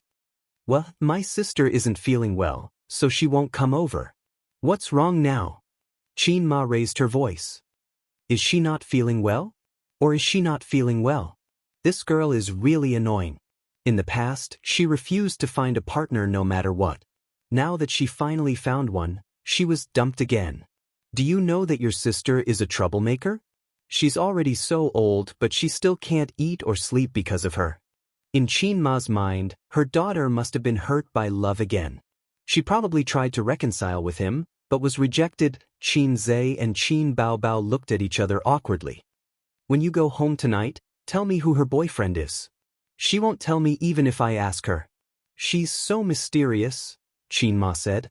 Qin Zhe was about to say that he would go home tonight, but his sister shook her head fiercely, her hair flying. So he changed the topic. Come back another day. Sister, she's really not feeling well. Is it serious? Yes, it's quite serious. Okay then. After ending the call, the siblings' tense nerves relaxed and they exhaled at the same time. Although they were dozens of kilometers away, they were in the same bed and talking to their mother on the phone, which made them feel very guilty. Sleep again? Qin Zhe saw that she looked tired. How could she not be tired? They went to sleep after 9 o'clock in the morning. Looking at the messy sheets, one could tell how crazy it was. Mom's phone call woke me up. Qin Baobao muttered. Sleep for what? Then why didn't you go home at night? Are you afraid to face Mom and Dad? Qin Zhe thought for a while and comforted. Although we hid it from them, we'll have to meet them sooner or later. Sister, don't feel burdened. Don't talk nonsense. Qin Baobao hit his head with a knife. I'm in pain. I'll be found out when I go home. It was her first time doing it. Last night, she was tormented until the wee hours. In the morning, she was unrestrained. She didn't know if the iron pestle had been ground into a needle, but her whetstone couldn't bear the burden. I'm going to take a shower. Qin Baobao bent over to pick up the clothes on the ground, groping on the ground with one hand and holding the quilt with the other. Her smooth back was in full view in Qin Zhe's eyes. The arc was graceful, and the tight waistline was sexy and beautiful. Half of her snow-white buttocks were exposed, and the other half was wrapped in the quilt. There was no comparison. Whether it was Su Yu's tall and slim figure or Sister Ziwei's perfectly proportioned delicate body, they were inferior to his sister, a seductress. Qin Zhe looked away and chanted Amitabha a few times. His sister was more than a little seductress, she was a juicer. Her body was too tempting for Qin Zhe. In front of Su Yu and Wang Zijin he could restrain himself, but in front of his sister he could only be slightly stiff to show respect. He couldn't do it again. Even if Hai Zhe King was getting stronger, he had to cherish it. Besides, his sister's body couldn't take it anymore. The bathrobe that Qin Baobao hooked was Qin Zhe's. Her own was in the distance. Last night, Qin Zhe threw it a little far away, so she had to lift the quilt and get out of bed. With one hand on her chest, she ran to pick it up. When she squatted down, the curve of her back was sexy and seductive. Qin Zhe simply covered his head in the quilt. Out of sight, out of mind. Qin Baobao put on the bathrobe. Her phoenix-like eyes were fixed, and she pondered for a moment. I'm pregnant. What should I do? Qin Zhe covered himself in the quilt and said in a dull voice, You think too much. It's hard to say. Qin Baobao blushed and kicked his butt with her foot. You came in so much. It's not so easy to have a baby. Qin Zhe said in a bad mood, Go take a shower. Su Yu had been waiting for more than half a year, but there was no movement in her belly. If it was so easy to have a baby, there wouldn't be so many infertility hospitals. Instant success was a plot in a novel, and it didn't conform to physiological knowledge at all. Even if she had a baby during conception, it was not 100% successful. The probability was about 60%. Hey, what's there to explain to a group of single dogs like you? Chapter 712. After waking up at noon, Qin Zhe went to Baoza Investment. Tomorrow was the holiday, and the company was preparing to give out bonuses on the last day. He and Su Yu would meet with the department managers alone when the bonuses were given out. The annual meetings of Amethyst, Baoza, and Tianfeng companies were held 2 weeks ago. At that time, the pirated game blindfolds were released. For Amethyst Technology, it was the worst news. The big sister boss had not come to work for a month. The employees of Amethyst Technology were worried about the company and its future. But fortunately, Qin Zhe showed his rich financial resources and background at the annual meeting, stabilizing the morale of the employees. His sister was resting at home. Before coming out, she asked him to buy some anti-inflammatory pills. It was not that serious, but she was afraid of pain and wanted to recover as soon as possible. The reason why she did not dare to go home was that she walked a little awkwardly with her legs between her legs. The pain of broken gua could be easily seen by experienced people. Qin Ma's mind was delicate, or else he would not be able to see the feelings between the brother and sister that should not be there. When he took the anti-inflammatory pills, he muttered in his heart, Wang Zijin was bullied by this thing. Baozi Investment, General Manager's Office. Qin Zhe and Li Linfeng sat drinking tea. Su Yu was playing computer games behind the desk. Her legs and stockings were long and round. Her feet were out of women's leather shoes. Her heels rested on the leather shoes, and her toes were fighting with each other mischievously. There are 80 people in the company now. Qin Zhe said, when Baozi was first established, you were the only manager. Back then, it was only a year and a half. But thinking of the situation back then and looking at the scale of Baozi today, Li Linfeng felt as if it was a lifetime ago.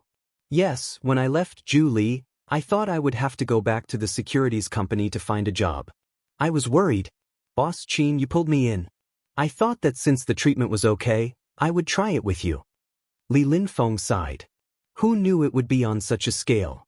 Our Baozi is one of the top companies even in Shanghai, where the financial derivatives industry is everywhere. We are well known in the industry. In more than a year, Li Linfeng changed his house twice. His car changed from a BMW of more than 300,000 to a Mercedes-Benz of more than 1 million. It was all because of the man in front of him. When they met back then, he was a nobody. But now, he was already a big shot. He had witnessed with his own eyes the young and tender fresh graduate grow step by step into an all-powerful man. He had witnessed the birth of a legend. Because of this mentality, there was a sense of vicissitudes in the words, back then. Where did that ingrate Zhen Youxin go? It's like he vanished from the face of the earth. F***, he got off easy, Li Linfeng cursed. 300 million in exchange for him living in the dark for the rest of his life. It's hard to say whether it's a loss or a gain. Let's not talk about him, Qin Zhe said. Even if Zhen Youxin ran away with the company's money, everyone thought he was living in seclusion abroad. In fact, he was thrown into the Huangpu River by Sister Man Nen Man Pei thought that no one knew what he had done, but in fact, Qin Zhe had heard it all in the car that day. No matter how high Zhe King's martial arts were, he was still a law-abiding citizen. At that time, he was so scared that he broke out in a cold sweat. Other people's catchphrases were really just catchphrases. Sister Man was simply too social. Qin Zhe still had a psychological shadow, so even if Sister Man was mature and intellectual, and the best wife, Qin Zhe still didn't dare to have anything with her. Moreover, Big Sister Man wouldn't like him. She was very clear about his messy feelings. How could Queen Man like a scumbag like him? To be honest, a woman like Sister Man was even better than his sister. Her figure was plump, and she had the charm of a wife. At 4 o'clock in the afternoon, the bonus was given out, and the meeting with the manager ended. So you stretched out. This game is getting worse and worse. All of them are a group of primary school students. Qin Zhe, you are getting more and more rude. You just open your mouth and swear. Su Yu rolled her eyes. I learned it from you. Last time you fed me cigarettes? The last time was a long time ago. When Qin Zhe smoked after sex, Su Yu said, is it cool to smoke after sex? Qin Zhe encouraged her to smoke one. He didn't like women who smoked, but he couldn't help but want to encourage her to smoke one for herself. It was like the old saying, men like clean women, but they can't help but dirty her. Su Yu put on her leather shoes, walked over, straddled him, and put her arms around his neck. You haven't hurt me for a long time. I have a hunch that I will definitely get pregnant. Qin Zhe sneered. There are 3 great illusions in life, killing under the tower, and killing with residual blood. I can get pregnant. Su Yu pinched his face and glared angrily. Qin, don't poison me. If I can't have a baby, your old Qin family will have no descendants for a lifetime. Qin Zhe, Su Yu, today you will cry for daddy. Lifting the round, plump buttocks under the suit, Qin Zhe stood up, and Su Yu's legs wrapped around his waist. He locked the office door from the inside. There was not much ammunition in the warehouse. It was estimated that it would be difficult to come out. Su Yu would definitely cry for mercy and call for daddy. Ring, ring, ring. The landline phone on the general manager's desk rang. Su Yu jumped down from Qin Zhe, frowned, and complained, it's a holiday tomorrow. So much nonsense. She grabbed the phone and said in a bad tone, "What's the matter?" The call was from the front desk, saying that there was a guest called Su Tong, who claimed to be Boss Su's father. When the company was small, the front desk would knock on the door. Now the company was big and far away, the front desk would call. Su Yu's face suddenly became ugly. "What's the matter?" Qin Zhe asked.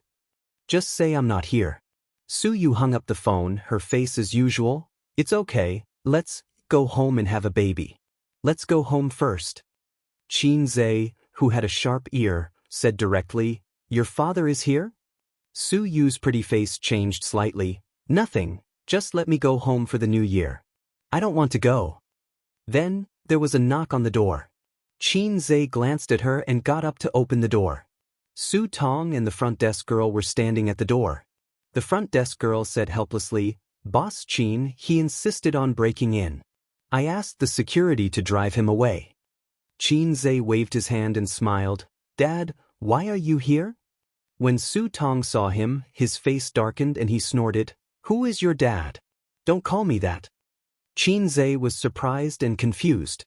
He and Su Yu had confirmed their relationship and met their parents. It was normal to call him dad. He called him that in the hotel room, and Su Tong did not object. Su Yu said loudly, "He is my husband. What's wrong with calling you dad?" Su Tong heard this and his face became angrier. "Are you still on his side? Why didn't he think that he was your husband when he entered the hotel with another woman?" It turned out to be about this. Qin Zhe came to his senses. He should have thought about it. It was such a big thing that the internet had been buzzing for more than half a month. The Su family was not new to the internet, so they naturally knew about it. It was just that at that time, he was mentally and physically exhausted by his sister and Wang Zijin and neglected the feelings of the Su family. "Who cares about you guys? You guys are not good to my wife at all." Su Yu said coldly, "That's my business. I care about your business." Su Tong was furious and shouted, "Your surname is Su." Su Yu was tit for tat. "Have you ever cared about me? You didn't like to talk to me since I was a child. Anyway, I'm just a daughter of your ex-wife. You can just take care of your son and pretend that I don't exist." Su Tong trembled with anger. "Is this scumbag worth it? You didn't answer my calls for him. You didn't open the door for me when I went to the community to look for you. You tried every way to avoid me. Do you know that you are degrading yourself? As long as I'm your father, I won't allow you to continue to be with him." Su Yu's eyes were red and she suddenly exploded. "Since you know that you are my father, why don't you treat me better? Why don't you care about me? When that woman bullied me in private, why don't you help me and protect me? You only have your son in your eyes. Why don't you think that I'm also your daughter at that time? Do you know how lonely and wronged I am? My parents don't take me seriously. I only have him. What else do you want? Get out." This might be the first time in more than 20 years that his daughter roared at him and said the word, "get out," to him. Su Tong was stunned and couldn't speak for a long time. Su Yu bit her lip and tears were rolling in her eyes, but she stubbornly refused to flow out and held on. Qin Zhe suddenly thought of the day when his sister returned to Shanghai. Su Yu was drunk at Nan Manpei's house. Did she also have several disputes with her father and mother in such an environment? She stubbornly spoke up for the man who let her down and suffered grievances? She had no friends, so she could only go to her best friend's house and get drunk. No wonder she said so many excessive drunken words and said that she would throw Wang Zijin out of the building to her death. She chose to throw Wang Zijin to her death instead of a half-hearted scumbag. In the end, she still couldn't bear to do it. Qin Zhe's heart ached. He remembered that when he and his sister traveled to Hangzhou last year, they asked for a lot in the temple in the mountains. The sentence, "When I was young, I always made empty promises. Now I regret my rash words," left a deep impression on him. When Sister Ziwei left a message and left Shanghai sadly, Qin Zhe sat for a night. He knew that the sentence was right. He was young and inexperienced in relationships. He was not cautious and steady enough in relationships. He told Wang Zijin that he wanted to get engaged, get married, and grow old together. He told his sister that he would not let her down when he was young and absurd. He told Su Yu that they would have children together. He didn't know how many tears Wang Zijin shed when she typed the farewell letter. But he knew that when he said, "I may not marry you," something in his sister's eyes collapsed. He also knew the pain in Su Yu's heart at this time. The scene suddenly became silent, and Su Tong's face changed. Su Yu tried to hold back her tears and refused to show her weak side in front of her father. Qin Zhe rubbed his face and rubbed his sour nose. He whispered, You go out first. I want to talk to Uncle Su." Su Yu bit her lip and pretended not to hear. Qin Zhe said softly, "Go out first." After hesitating for a moment, she nodded silently and passed by her father with no expression. She went out and closed the door.